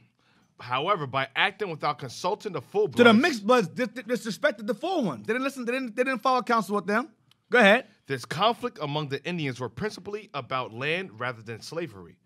The more traditional non-slave owning members of the tribes have few moral hesitations about human bondage. They didn't care much about human bondage, about slavery. Go ahead. But they deeply resented the sale of their lands to whites. But they hated the fact that whites had their lands in possession. They hated it. But the most important is the fact in paragraph, the first one, about the blacks and Native Americans being enslaved and so forth, and some of those fighting back. That's the most important part. All right, we got Jeremiah 50 already. Read it already? Jeremiah 50, verse 33. Got it. Regarding them being enslaved together, being brought over to Oklahoma, where they established Black Wall Street during the Indian Removal Act. The book of Jeremiah, chapter 50, verse 33. Thus saith the Lord of hosts, the children of Israel and the children of Judah were oppressed together. Were oppressed together. Go ahead. And all that took them captives held them fast. They refused to let them go. Don't let us go. We're the cash cow from then until now. Now, regarding the integration and white assimilation, I mentioned to y'all earlier, Carlisle Institute and Hampton University. So what I'm gonna show you is the integration. This is Hampton University. This here is a picture of Hampton University classroom. You see Native Americans and blacks alike sitting in school being taught agriculture. Well, whatever this is, right? This is the whatever they're learning right here. But this is this institution where you had them. You said they're dressed in uniform and so forth. You had the blacks and Native Americans sitting there together, all dressed in uniform, white uniform and so forth.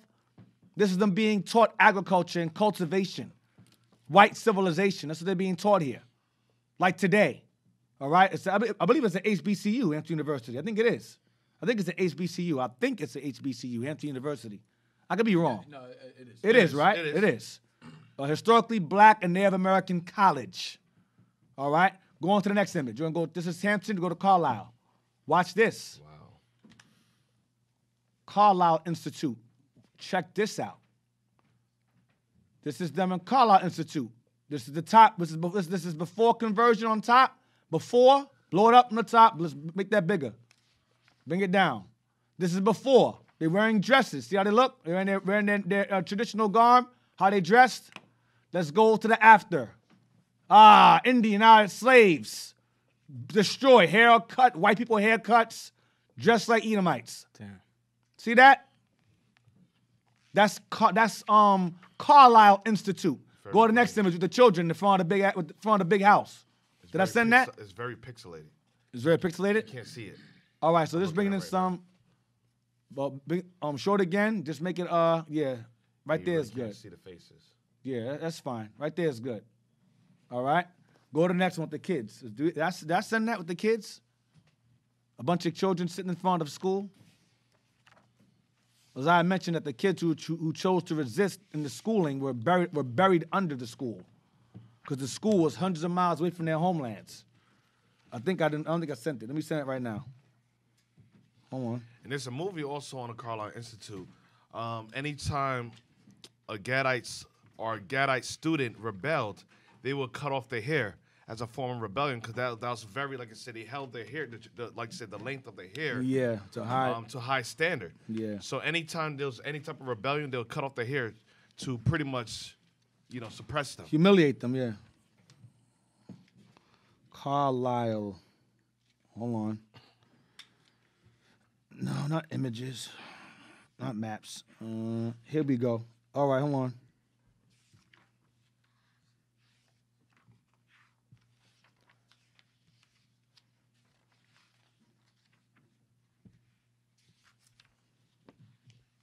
Trying to share it. Hold on. Here we go. You should get it right about now. I believe this is Carlisle Institute. Go ahead and click that. That's the children. Blow it up. Hopefully it's not pixelated, so it's a small picture. See all them children sitting there in front of the big house there? Any children who chose to resist, they was under that field. All right, that's Carlisle Institute, I believe. All right, if you type in Carlisle Institute and go to images, you will see this, all in the images. All these children are going to be taught how to be white. Okay, that's what this is. Carlisle Institute is a slave institution. That's what it is. Slave education. That's what Carlisle Institute's history is involved in. And Hampton University, same thing. Slave institution. Ancient Board of Ed. That's what that is. Or Board of the Dead. Board Education. Their education. Now, let's go to Kingsborough images now with the Kingsborough pages. Let that go. Board of Deducation. That's what I call it. Go to group me. Go to the top. I want the top one first. I put it all in order. So go to the top one There's a few of them. Go back to the group me so you can scroll up and see which one I want. I'm going from the top to the bottom.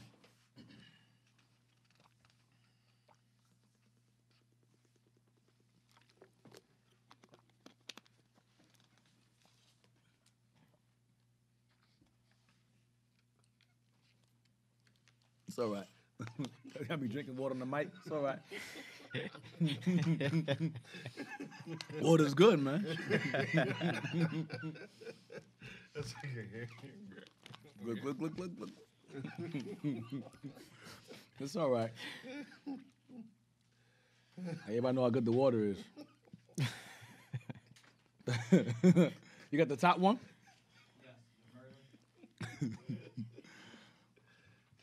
I'm doing a LaQuat now. I'm making noises in the mic. It's all quiet. Okay. I'm away from the mic, right? That's the top. That's the first one? Yes, sir. All right, thank you. Let's blow it up. Go to odds. Odds and something is the bottom. The blue bottom. Let me go there with you so I know what I want you to read. Just one. Yes, sir.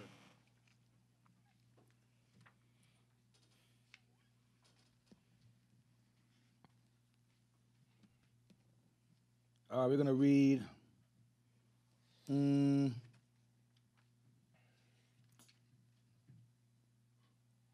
the fourth statement, that the native traditions. Yes, sir.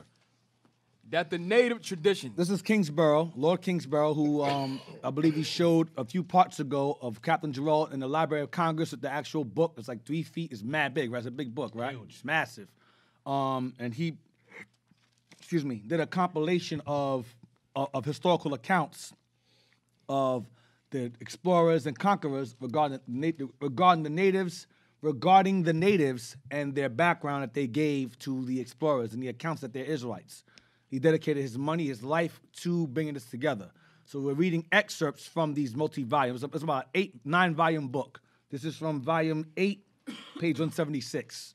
All right, so read that right there, that the native traditions.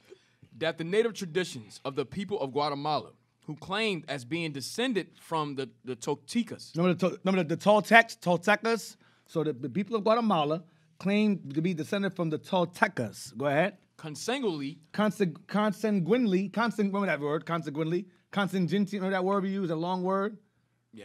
That means blood related. Consanguinely means yes, blood related. Blood relatives. Go ahead. Yes, sir. With the Mexicans. So the Toltecas and Mexicans are blood relatives. They descend from them. Go ahead, watch this. Recorded that their ancestors were Jews. They recorded what? That their ancestors were Jews. Go ahead. Who had quitted Palestine. Left Palestine. Go ahead. Or that part of Arabia which is contiguous to the contiguous to the Red Sea and had crossed the Atlantic to America. See that? So I don't understand. I don't understand the confusion about how they're not Israel.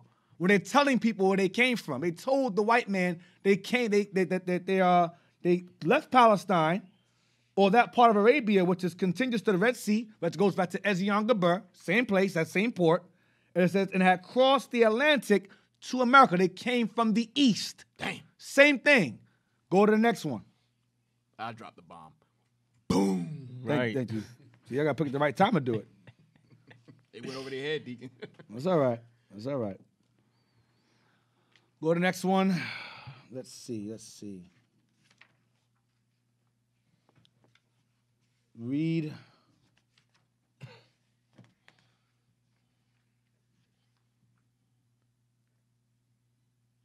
Isaiah. It says Isaiah. I see, it's right here. Watch this. To my Isaiah, whose prophecies? Yep. Isaiah, who blow it up. Thank you. Isaiah, whose prophecies the Mexicans were acquainted with by paintings and tradition. So they would draw paintings of the prophecies found in Isaiah. That would include the Messiah in Isaiah and the destruction described in Isaiah. They had this in their hieroglyphs in their paintings. So they had knowledge of the book of Isaiah. Okay? Which means these guys came around what? Around the Persian captivity they arrived. All right? Maybe before. Based upon the Most High revealing it to them. Can I bring something out real quick, Deacon? Yeah, go ahead. Give me Isaiah 63, verse 16 real quick. Mm-hmm. You have that? No, I don't have any scriptures right there. I have mostly books here. This class. Yes, sir. The book of Isaiah, chapter 63, verse 16. Doubtless, thou art our father, though Abraham be ignorant of us. So though Abraham be ignorant of us, why? Because Abraham did acknowledge, he had knowledge that what? That through his seed shall all nations be blessed, meaning that he would be descendants of kings and priests, that the 12 sides or the royal priesthood or chosen lineage will come from his loins. So he was ignorant of us. He wasn't alive when the 12 tribes was conceived. Read. And Israel acknowledged us not. Why would Israel acknowledge us not? Did not Israel know us? Did he not have the 12 tribes?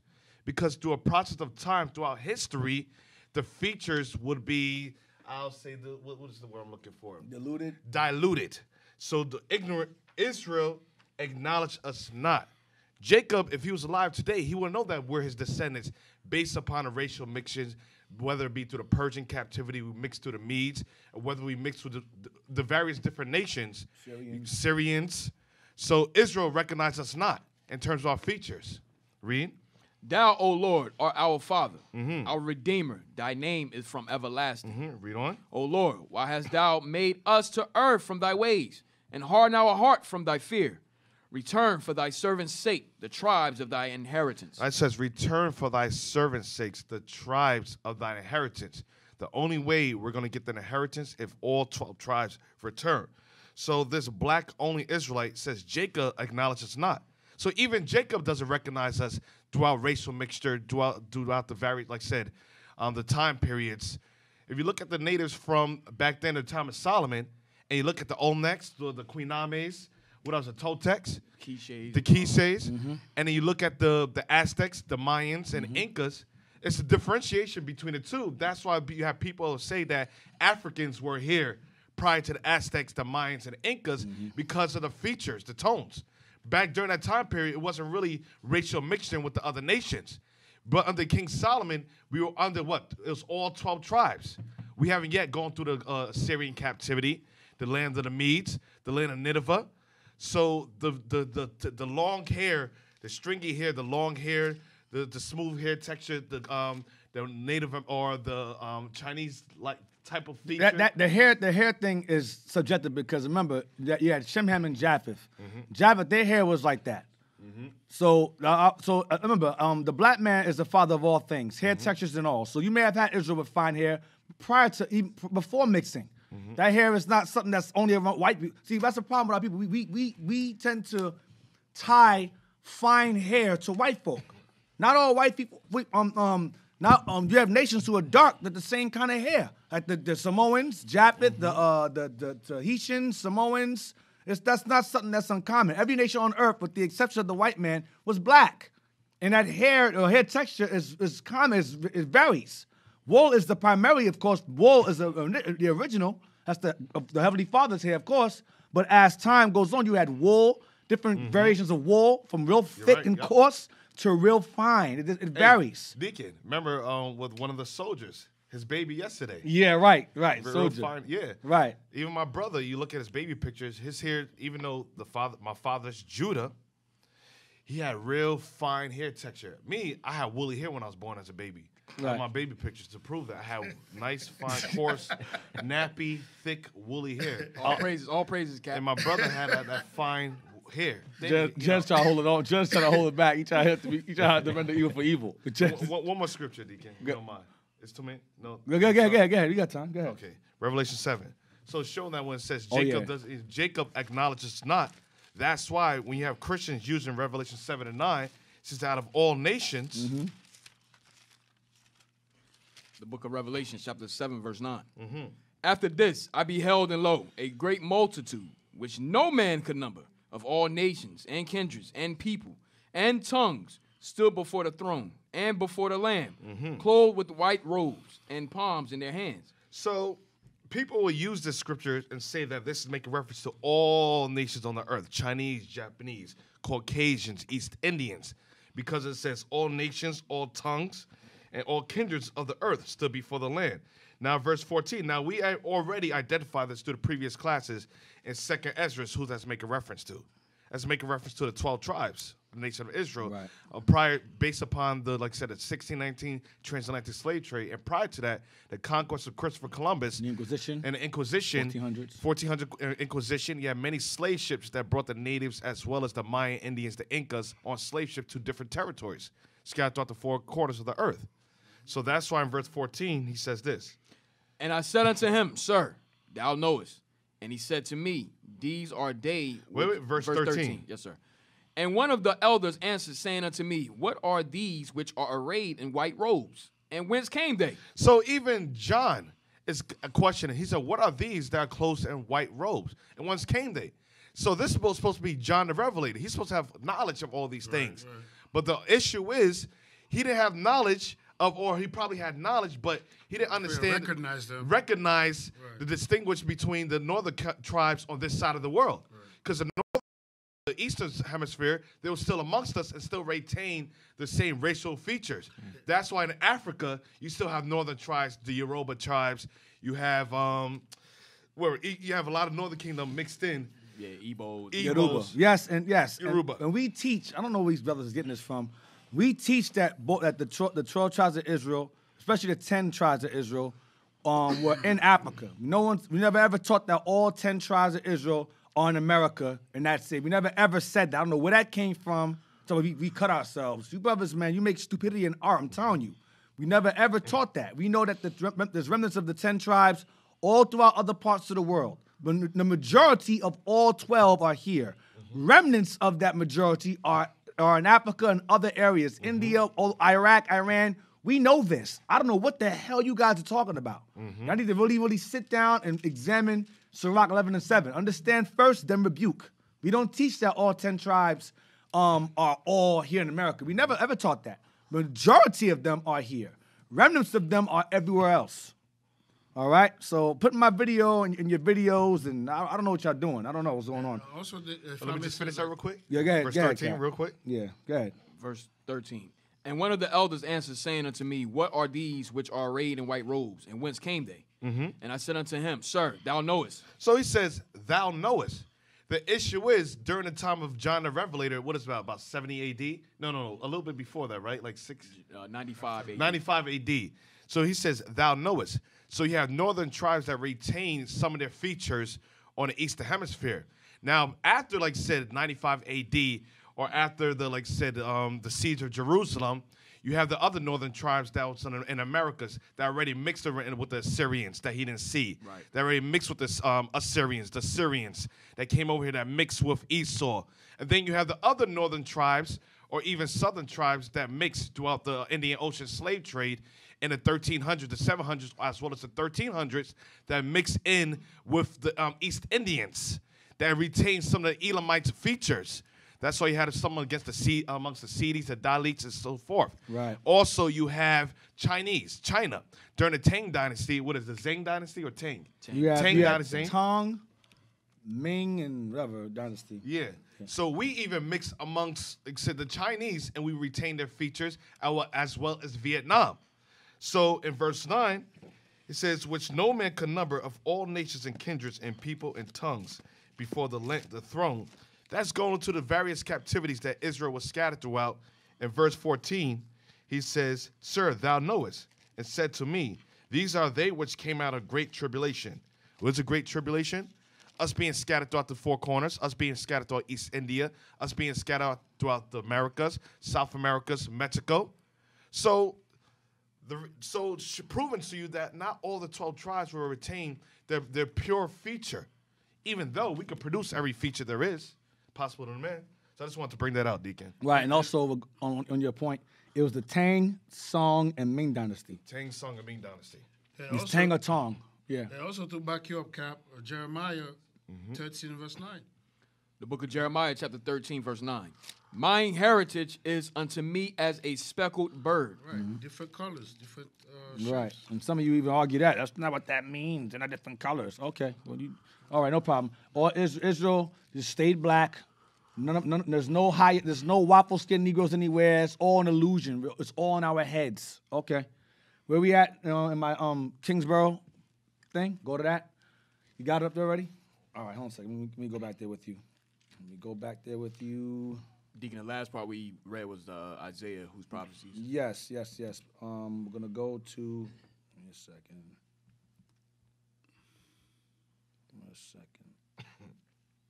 Hold on. I don't want to read all of it. That's why I'm trying to get the main parts. Read the prophecies, right? Yes, sir. So that's why the Bible right there, says, the okay, Jews, got it? The Jews considered. All right. The Jews considered the brazen serpent. Go to the next one, because that was cut off. That's cut off. Go to the next image. It should have the whole image on the next one, the top. Yep, that one. And get down. Right there. The Jews considered the brazen serpent which Moses lifted up in the wilderness as a type of the coming of their future Messiah. Go ahead. And since the Mexicans were so well acquainted with the early history of the Pentateuch, Pentateuch is the Old Testament. They were well acquainted with the Old Testament. Wow. Go ahead. And with the signs and wonders which Moses performed in Egypt by uplifting his rod, which became a serpent, it is probable that they were not ignorant of the history of the brazen serpent. Thank you, Cap.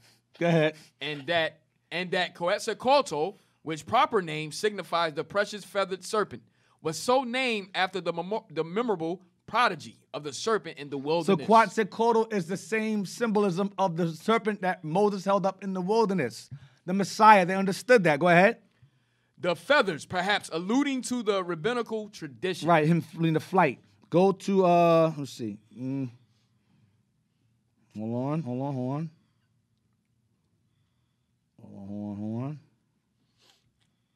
Read the next one, next paragraph. It is very extraordinary that the Mexicans should have assigned to the serpent the same quality of superior wisdom as the Jews did, since we read of no other nations except the Jews and the Mexicans who believed in that fact in natural history. What fact? The brazen serpent. The brazen serpent. Go to the next one. Throughout the extensive empire of No. That's all. Go to the next Kingsborough page. Read if the Mexicans were descended. It's gonna get better. I'll say the best for last. Or best in the middle, I don't know. It's gonna get better. Watch this. If the Mexicans were descended from the Jews and conscious of their origin and that they were God's people, a fact which, like the ancient Jews, they frequently took occasion to remind him of. The him of is the explorer that encountered them. They reminded the explorer that they were the chosen people, like the Jews would do. Go ahead. Nothing would have been more probable than that when suffering hardships and extreme difficulty, they should have expected the quick coming of the Messiah. They were expecting the Messiah to come. Go ahead. And to that expectation might be referred, come quickly, since we expect you, which both the interpreter of the Codex, Tertulliano, reminisces. Basically, it's a translation of their codex. So their writings, their hieroglyphs on their walls, they were translated into Latin or Spanish. Wait, Deacon. So they called it the Codex of Tertulliano Reminiscences. Go ahead. Wait, Deacon, what's that part you just read that they knew about the coming Messiah? That was above. Above, yeah, right. Wait, can you read that one more time? Yeah. Nothing would have been more probable. Nothing would have been more probable than that when suffering hardships and in extreme difficulty, they should have expected the quick coming of the Messiah. There you go. So they knew that the Messiah was coming. Yes, they knew. John 4. Right, John 4. John 4, showing that Northern Kingdom always knew that history. The book of John, chapter 4. Where is this? I know that Messiah's coming. Yep. Which Messiah's coming. John 4. It's earlier. Verse 7? Is it verse 7? No, not 7. I'm trying to... 25. 25. Yep. Okay. Verse 25. The woman saith unto him, John chapter 4, verse 25. The woman saith unto him, I know that Messiah cometh, which is called Christ. When he is come, he would tell us all things. That's it. So there you go. So they knew. They always knew. Always knew. On this side of the world, they knew. On the other side of the world, we knew. Continue. Come quickly, since we expect you. So in their writings regarding the Messiah, they wrote to him, come quickly, we expect you. We're expecting you. Go ahead. which both the interpreter of the Codex, Tertulliano Telleriano Remensis. and the interpreter of the Codex Vaticanus. So they renamed the hieroglyphs in Spanish terms, but this is written on their tablets and so forth, their walls, and they renamed the Spanish names Codex Telleriano or Codex Vaticanus or the Baudelaire, different names for them. Go ahead. Affirm what? Affirm that the Mexicans were accustomed to utter from the terraces of the houses on the festival of... Huey. What's that, Officer Don? Huaymicahuitl. Wow. Wait, what? Huaymicahuitl. Oh, my man. Yeah, all praises. Hey, drop a bomb for that. Drop a bomb for that. For not being black. Drop a bomb for being late, too. We're dropping the bombs. Yeah. Oh, you were late, though. You know, that takes away. What was that? What was that, a grenade? What the hell was that, brother? Damn pistol you just dropped. Oh, man. Drop a real bomb, all right, please. forget it. Jeez. The moment's passed. Forget it. The moment's passed. No, you fired. All right, let's go on down. Bomb dropper. Let's go on down to... We're going to drop you. That was very probable. That it was very probable. That it was very probable that the Sabbath of the seventh day was known in some parts of America. Kept the Sabbath. Go to Sagun. Remember that name, Sagun. Says in mentioning the bottom. Oh, to the bottom, right here. Right there. Sagun says and mentioning in the 14th chapter of his first book, the festival of... Of what? Officer Don. Don? Xochitl. Oh, my man is on point. All today. praises. Thank you. Hey, we're gonna substitute Officer Don every time. We got non-Negro words. Yeah. Give us Jaquan. Give us those normal. We start making the words up. Yeah, I said Huey. In my mind, that's how it sounds. Yo, my man has no issue pronouncing it. Go ahead. Go ahead. That the what? That the Mexicans ate on one of their feasts unleavened bread. Passover. They kept Passover, man. Thank you. They kept Passover. Go to. That's that all of it? Yes, sir. That's all of it I sent you? Nah, I'm missing something. Talk. Y'all gotta talk. I gotta send them some other thing. Well, now you want me to. Dang. Nah, I gotta find this thing. And Cap, like you was using John 4, like you said, they already knew that because when you read Deuteronomy 18, verse 18, that was already prophesied. Moses said, was going to send your prophet. So when they came on this side of the world, they already knew that the Messiah was coming. You're right, 100%. And he came to them before. Right. He visited them occasionally over here. And then even Jacob told them for Genesis 49 that a troop shall overcome them, but they shall overcome at the last end, which was the Messiah was going to come in and give them. Man, listen. Something heavy history. I sent it. Yes, sir. So Northern Kingdom always knew about the Messiah, whether it's prior to him actually making his ascension on the earth and afterwards as well. We always have that knowledge of the Messiah coming, him being black. Can I read this real quick? I sent it already. Deuteronomy 33, verse 29. I got it. The book of Deuteronomy, chapter 33, verse 29. Happy art thou, O Israel, who is like unto thee. Yeah, we're very happy right now. We're pleased with the Messiah. We know who we are. O people saved by the Lord, the shield of thy help, and who is the sword of thy excellency. And thy enemies shall be found liars unto thee. See that? You're finding liars because the Messiah is opening doors for us, giving us the books, blessing the leadership with the wisdom and understanding to be able to get the truth and bring it out to us. Go ahead. And thou shalt tread upon their high places. So we're gonna tread on their high places. We're gonna be found liars. So just the Deacon says, be quiet. That's right. And learn.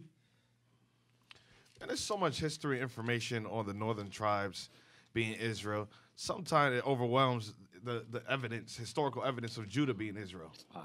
You know, if you look at the documents, this documents for days because they didn't think that we was going to know this. They thought that they was going to desecrate all the northern tribes. They thought they was going to wipe them out completely. So they said, might as well reveal it. Right. This information is for their families, for their children to pass on to their children, not for us to come across. They weren't expecting this. Now, read this. It's going to be heavy. Jazz, I didn't post with the books that you sent me. Let me see if I can find them in the text. And I guarantee you, they teach that in the yeshiva Oh yes, I have the book. I'll bring that out. I'll bring that Lordsville next week. I have a Yeshiva University textbook where it mentions that regarding so-called Mexicans. So the bastards be redlining us. Yeah, they know. The children know about that. They better lucky. Y'all want to maintain power? Make sure this is the books we're teaching y'all. Make sure these niggas never know who they are. Yep. And they were trying to establish universities. Let's stop them from getting these buildings. Yeah, that's how we're gonna listen. That's how. One day I might cause fire to come from heaven. Might ask the Lord for a favor. Dang. Lord, give me one favor. Oh, pow! It's some of the spirits. You know what I'm saying? My man Jez over there doing the rain dance. Yeah. Yo, man.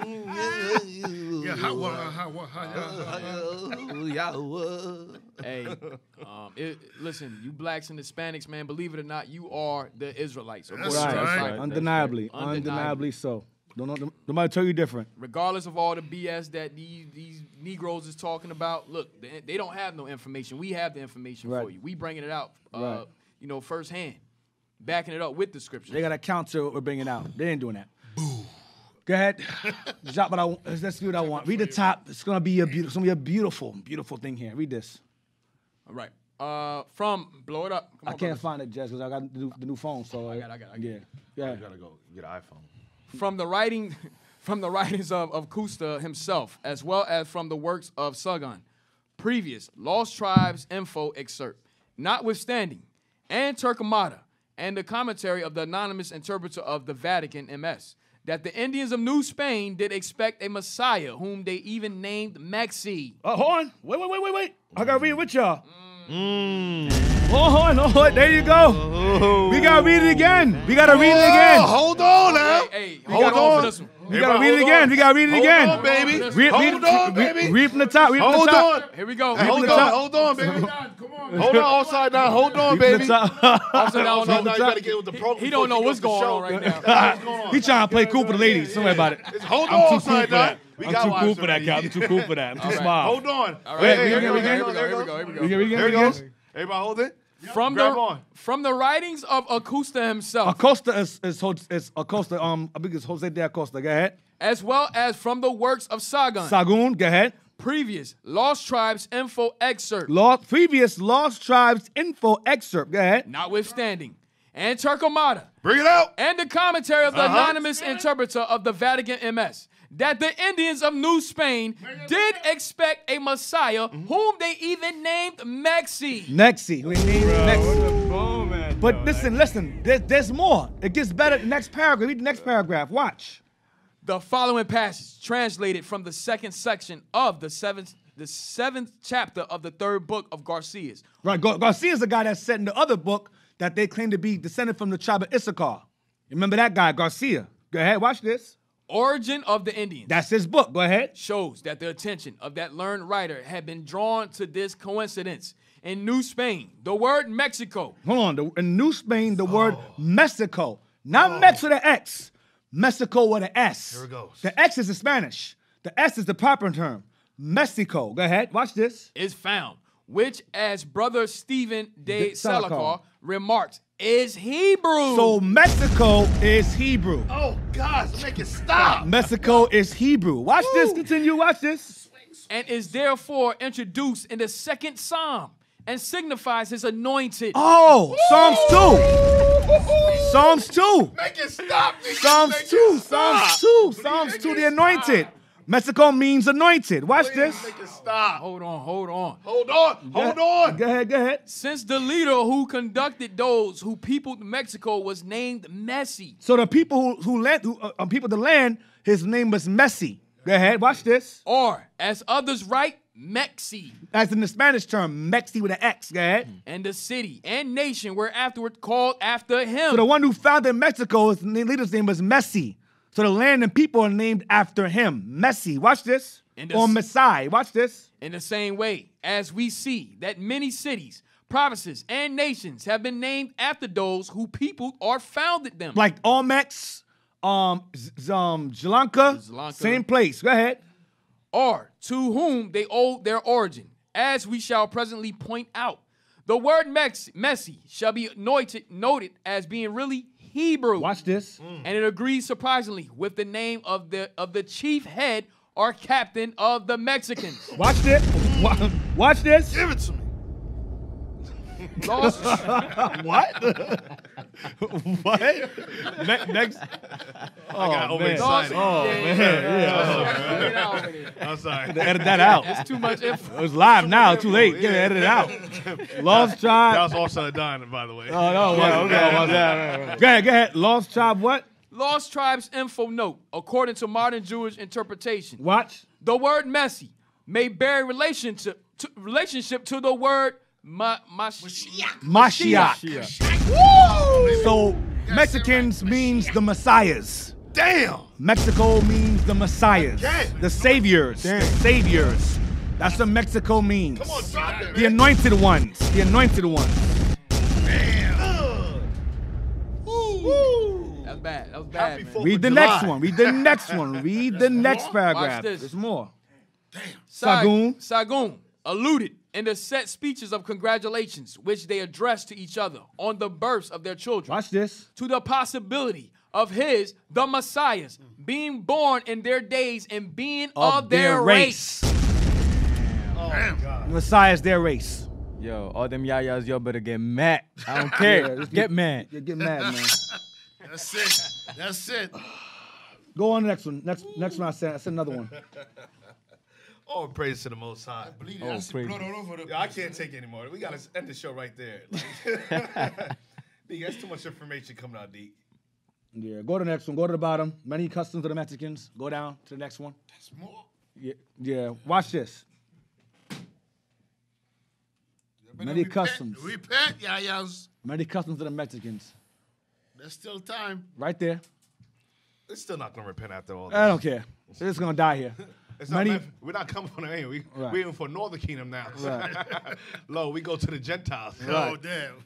That's Read that there. We bypassed this one. We read this earlier. Many of the Mexicans. Many customs of the Mexicans. Sorry. Many customs of the Mexicans. Damn. Many customs of the Mexicans, strongly savoring at Judaism. Strongly what? Savoring at Judaism. They were strongly savoring at Judaism. Go ahead. Thank you. Go ahead. Besides that of circumcision. Aside circumcising their children and also honoring them on the 8th day. Also, go ahead. Having already been noticed, such as they're wearing fringes fastened to their garments. They wore fringes fastened to their garments, man. I gotta go. Yo, listen, man. Fringes fastened to the garments. Go ahead.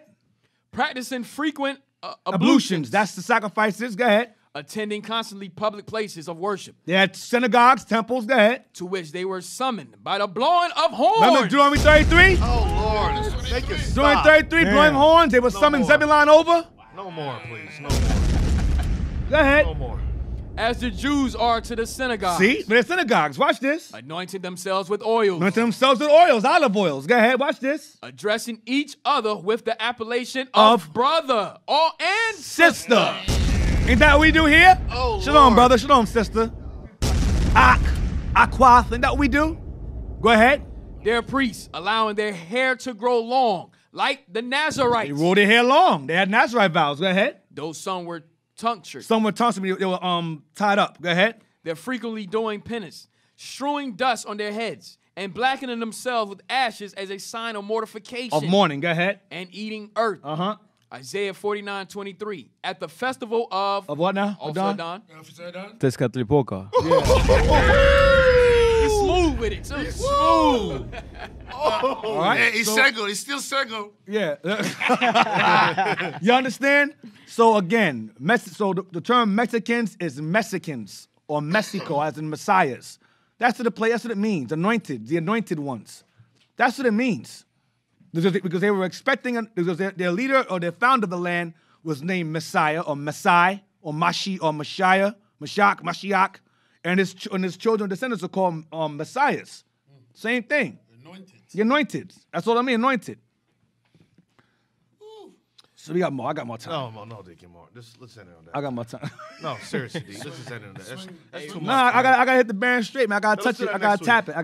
Let's do that next week. This full new topic, man. It's too much. You gotta yo, seriously, you gotta leave it on that. Like, That's a whole new, like... Hey, you want the pages? Or Oh, yeah. Get some more. Get some more. Yeah, Yeah, man. yeah. We'll stay on this thing. I'll go Baron Straight. Do Baron Straight That's next week. Separate topic, Deacon. I've been talking about Baron Straight for a while. I Yeah, kept referencing it. I never say it. I gotta bring it You up. can't just stop Baron Straight in this. All right. Pick it up. All right. All right. All right, you're gonna continue some more. Jez sent me some more Wow. information regarding that term, Mashiach or Mashiach, whatever. So send it over. I'll do Baron Straight next week, and then we'll eventually enter into the history of what is it? The Phoenicians and so forth, and Hannibal and them. We're gonna be tying into that, heading into that territory really soon. Israel, all praises to the Most High. Listen, you love this information coming out, Israel. As we always say, consistently say, support. Donate to our hidden history. Like I said, IYC.NewJersey at IsraelUnite.org if you would like to donate. And like I said, fund the radio shows. As you can see, we have better equipment that we're able to present this information to you. Like I said, this will also help us get the books that we can't afford. You know, if you like this information coming out, Israel, support, please. This is beautiful. See the time that Deacon puts in. You know, the team in general puts in finding these books, this information. You know, listen, it's not just a one-day thing. This is hours and hours and day upon day. Weeks and weeks, months and months. Because it takes time for the books to come in for us to get the books. We order them. It takes a while, so we get it as they come in and gather together. Then you gotta read it. And read it and go over Yeah, it, you gotta proofread go over it, it. cross-reference to other places. You can't just use one, but use more than one book. Make sure they're old enough and reliable enough. All right? Got more? Yes, sir. Right You here. sent it over. No, read that one, though, Deacon. The next paragraph. Read the next paragraph. Read that one. Sagun says in mentioning in the 14th chapter. We read that already, about the Passover. The kid Passover. Yes. Yeah, we read that before. So the next one. Yeah, I bypassed the paragraph before, so I went back to it. About them calling themselves brother and sister. I couldn't leave that out. Y'all have those pages I sent just now in the group? Yeah, it should be here.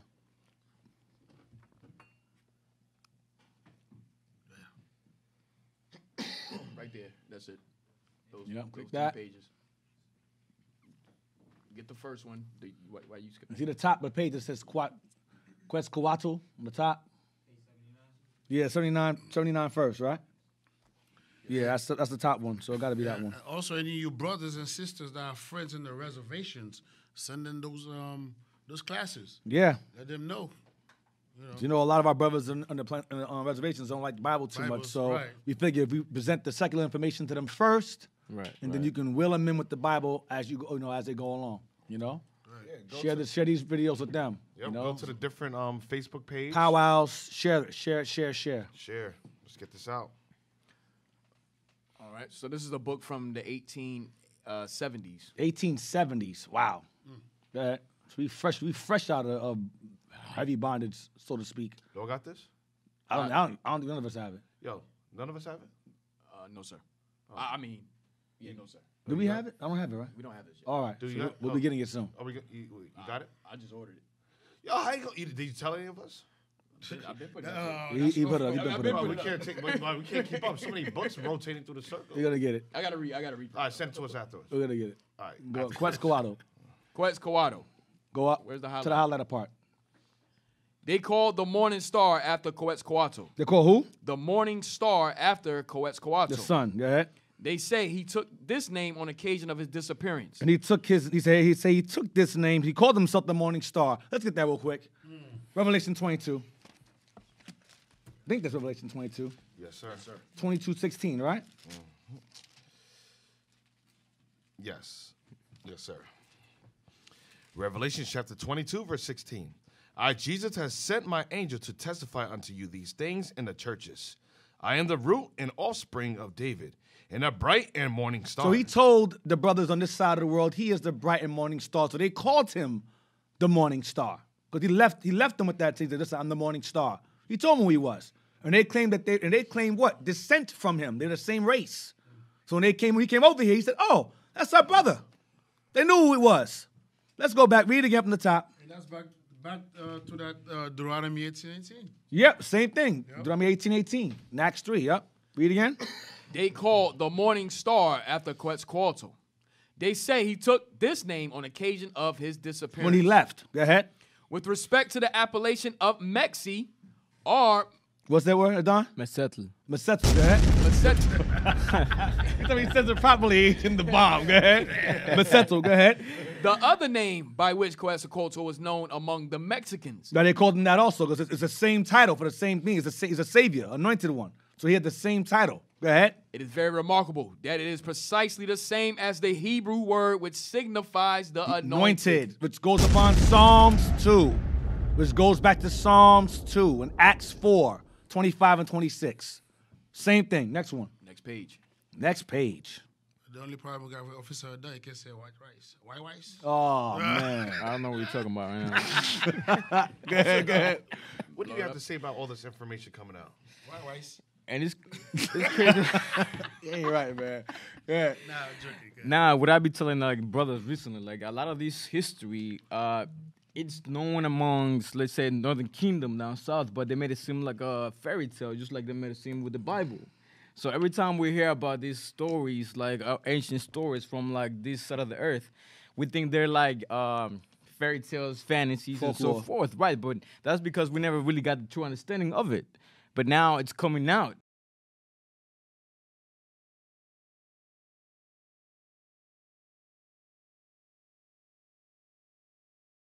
You know, I'll take back a lot I said about Northern Kingdom.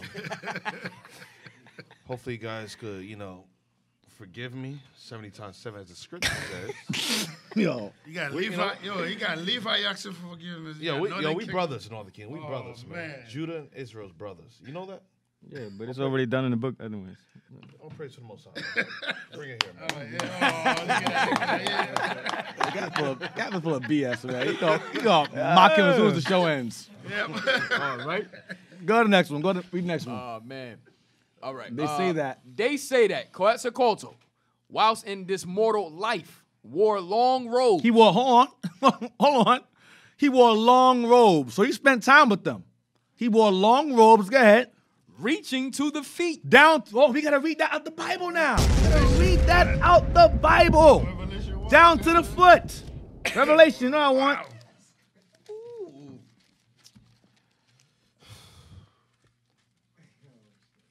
Also, don't you read it, man. Verse 13. I'm gonna give you that privilege. Oh, man. I'm gonna give you that privilege to read it. You know what I'm saying? You're my brother, man. Verse 13. 1:13. All right. Yeah. Revelations chapter 1 verse 13. And in the midst of the 7 candlesticks, one like unto the Son of Man, clothed with a garment down to the foot. Down to the foot. Down to the foot. Go ahead. And girt about the paps with a golden girdle. That's all. Hold on. Hold that thought. Read the rest now. Go ahead. His head and his hair. No. Stop right there. Jazz, you read the rest. We'll get to that. They say that Quetzalcoatl, whilst in this mortal life, wore long robes, reaching to the feet, from a sense of decency. Honor, decency. Go ahead. With a mantle above, interspersed with red marks. With a mantle above, interspersed with red marks. A mantle. Isn't that a hood? That's a hood. That's a hoodie. Yo, Samuel wore a hood. We had a hoodie on with red marks on it. Bro, we always red hoodie. Yeah, we always brought the hoodies, and he had a red marks on the hoodie. What's that kid that got killed by Trayvon Martin? That's what we do. Think about it. Wear hoodies. Jake always wear hoodies. Elijah wore a hoodie. Alicia wore a hoodie, a mantle. Hey, which one of those a mantle's like a hood with a cape on the bottom. It's like a little bit Riding Hood like that, except male. Which one of those rap bastards see wearing hoodies? None of them. Right. Esau, you don't see them wearing hoodies. Nah, that's Jake. It's a custom we do. That's crazy, man. We Go still ahead. do to this day. We made it. Of course, we corrupted with hood nonsense, but we still rock that as a fashion. But go ahead. They preserved certain green gems which belonged to him with great veneration. So he had these green gems, and they kept them, and they held them in honor. Go ahead. His image had a very ugly face. Hold that. Yeah, I said 53. Adon, take over. I'm gonna give this to you. This is your day today. Man, this is bad. Damn. Isaiah 53. Verse 2. Yeah. Isaiah chapter 53, verse 2. Start at verse 1. Verse 1. Who had believed a report, and to whom is the arm of the Lord revealed? For he shall grow up before him as a tender plant, and as a root out of a dry ground. He hath no form nor comeliness, And when we shall see him, there is no beauty that we should desire him. He was not attractive. He was not an attractive man. He was an ugly man. He wasn't pretty. All right?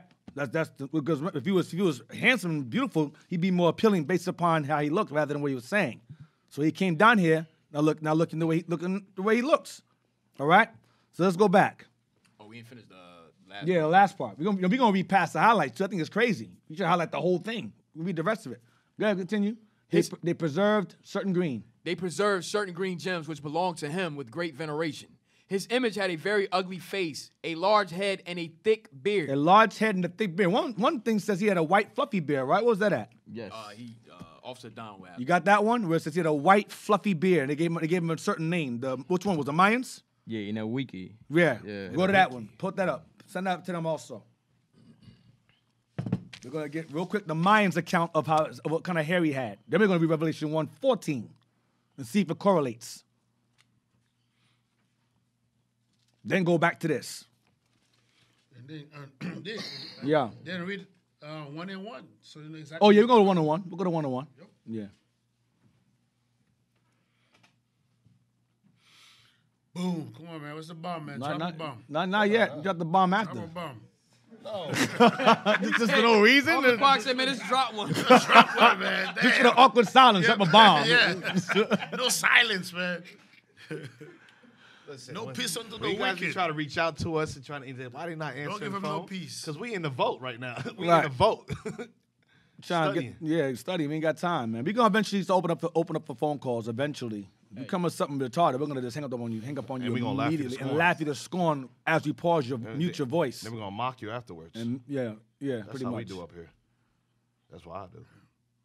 You got it? You said it already? Yeah, I'm sending it. So just make sure you call up here with some facts that counter ours. If you're gonna come up here to contest us, you better come with some facts that counter what we're saying. Come with some barren straight stuff that would embarrass you thoroughly, with a smile. Which I'll be destroying that barren straight nonsense next week. Prepare yourselves for that. We tearing that apart. Piece by piece, limb from limb. Nothing's left of it. That's why I said wait for next week. For Yeah, the you're third right. shit. You're right.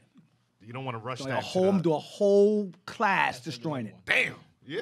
Consider this as your warning. Yeah, consider it a warning shot It's a warning for that shot. barren straight garbage and that Asian stuff. This is a blink. Just stop it. No, this is in different language, correct? Yes, but Hold I on. also sent him the translation Right. screenshot. So this is it. Some of you who are watching may be able to read it. Some of you who cannot. He has a translation. So he's gonna read the translation of it. So just show them real quick, if you can, side by side. Yeah, put it side by side. My wife could probably read it because she's Northern Kingdom, I think. So she can probably read it. I know she's listening and watching. I think she's Northern Kingdom. Not so only she- your wife. she can probably read it. Yeah, I'm gonna ignore Captain Terrell's response statement. You notice how two brothers have curly hair. Yeah. Adon and Jess. Good. Let's read it. Let's continue to read that. Let's read that. Let's ignore my hair. All right, so I'm gonna read the translation. It says, actually, I'm gonna read it from my stuff. It says, from the top of Mount Tomaku, by the shores of the river Asivero, today Cuchivero, where arrived a man was spotted coming on a great canoe. Came from a boat. Once they got closer to the cloud, they could distinguish him better. He had the face of a light, fluffy clouds of the morning, and white was his long hair, reaching his jaw towards his chest. So he had a big beard and a white, fluffy beard reaching down to his chest. A white, fluffy beard reaching down to his chest. Go ahead. He smiled at the first couple from the lands, and he said, I am Amalivaka, and I come in the name of my father, Inawuki. So he spoke to them in their language on this side. The corrupt people on this side. Go ahead. And what did he say his name was? Say it again.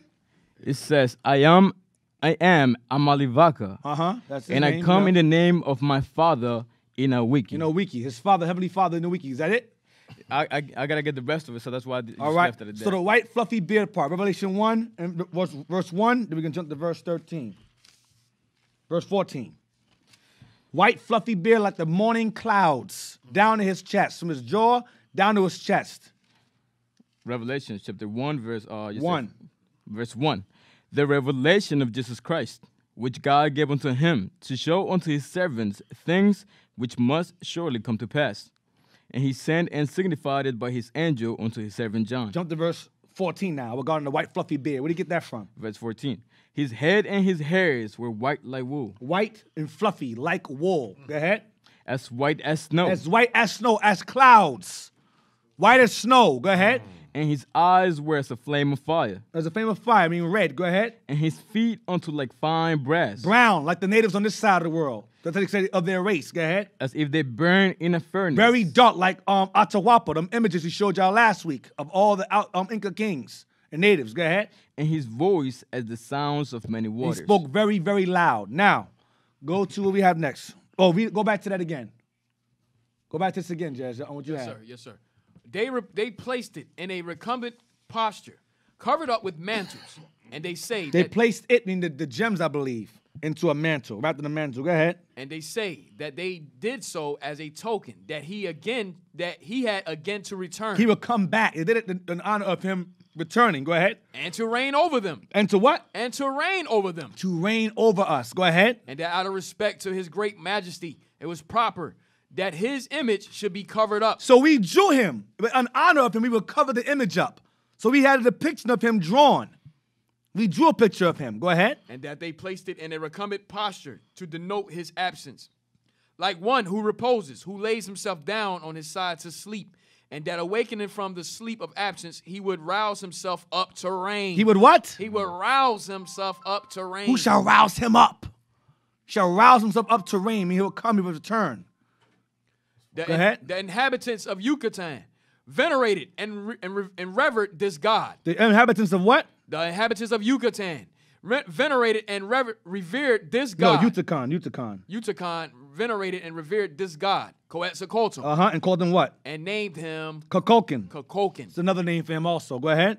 They heard moreover that the kings of Yucatan descended from him, whom they called Comomin, which signifies judges. See that? So they all descended. He's already, we descend from him. We're all the same race. You understand? So I'm showing y'all that our forefathers on this side of the world understood and recognized that we are the same people, the Israelites. They knew that. All right? What I want? There's another page, right? There's another page? No, that's it. That was it? Yeah. Yucatan. Now that's Yucatan. You oftentimes hear about Mexico, you hear about the place called Yucatan Peninsula, right? You're gonna wrap it up on this one. Yucatan Peninsula. Is another page you said? That's another page? That was it. Okay, that was it. Get the where's it at? Jazz. Just read the statement. Don't post it. Just read it about Yucatan. Oh, yes, sir. From that book. Regarding the term Yucatan, what it means. Give me Genesis chapter 10. Real quick. We're gonna read that first.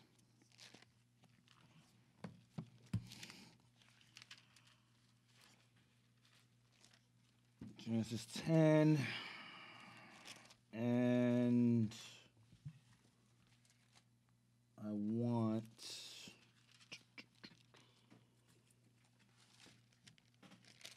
hold on, yeah, 10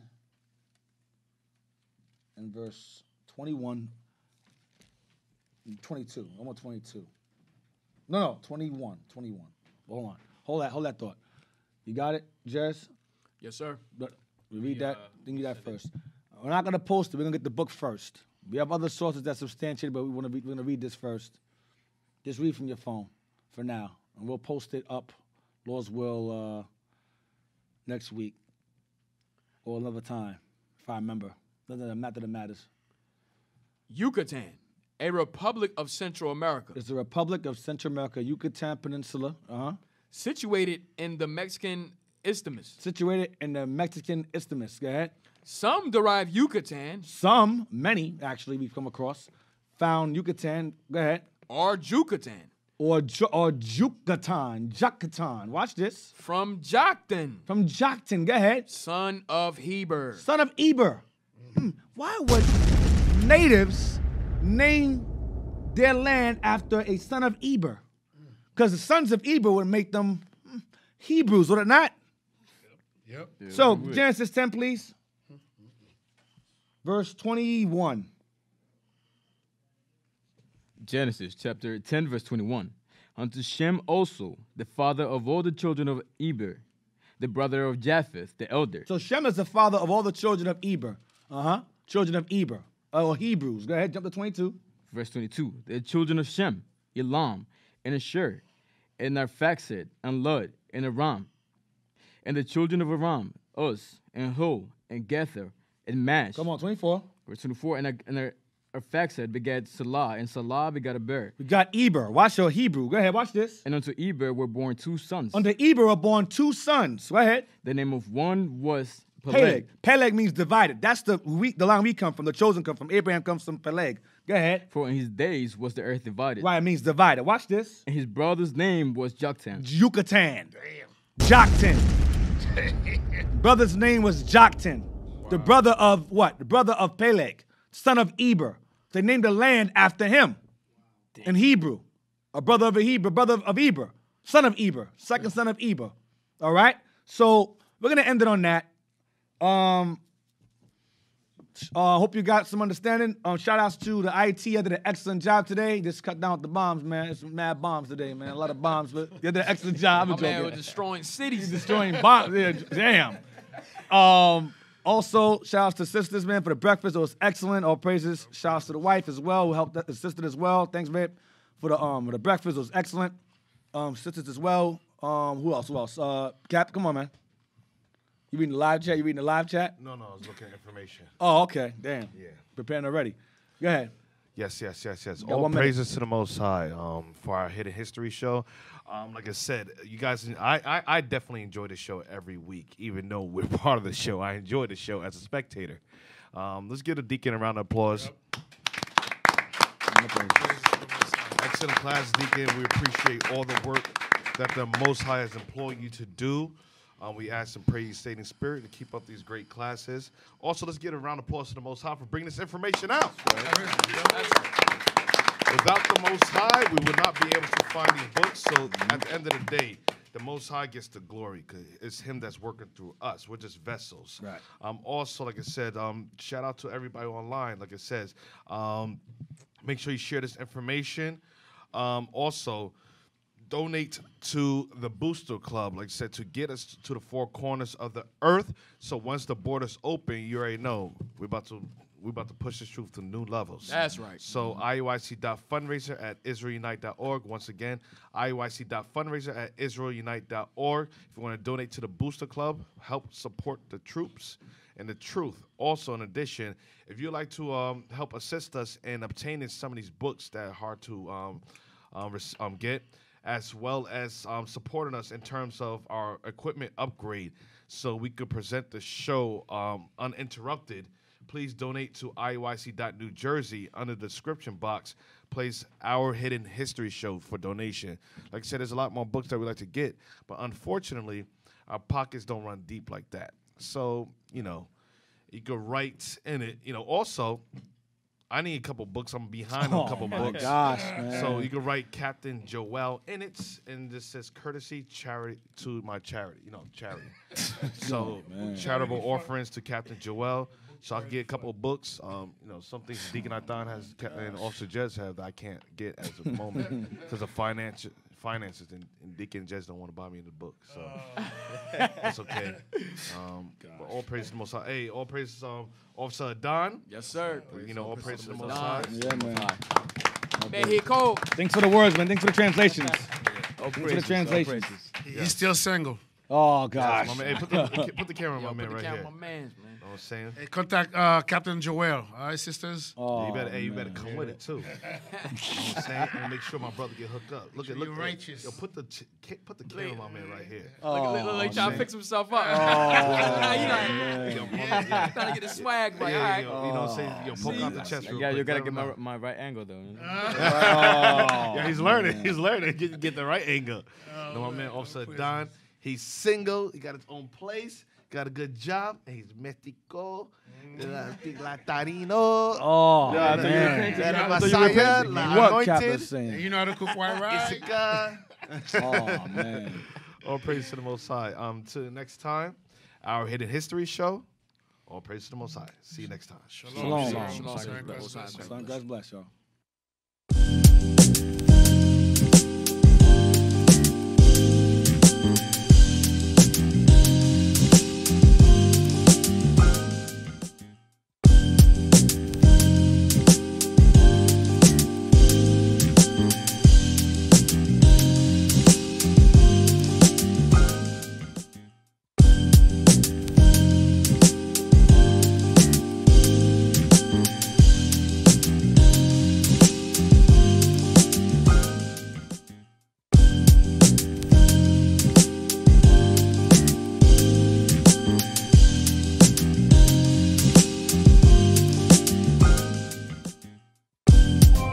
Searching for the road to the way back.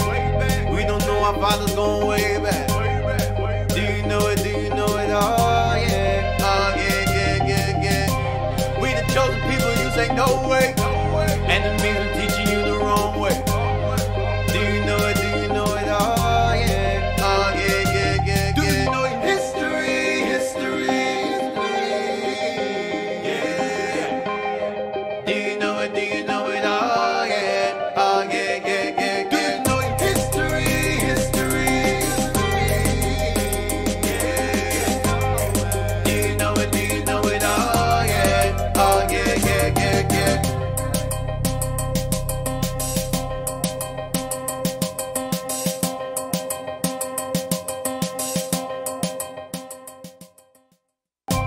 Searching for the road to the way back.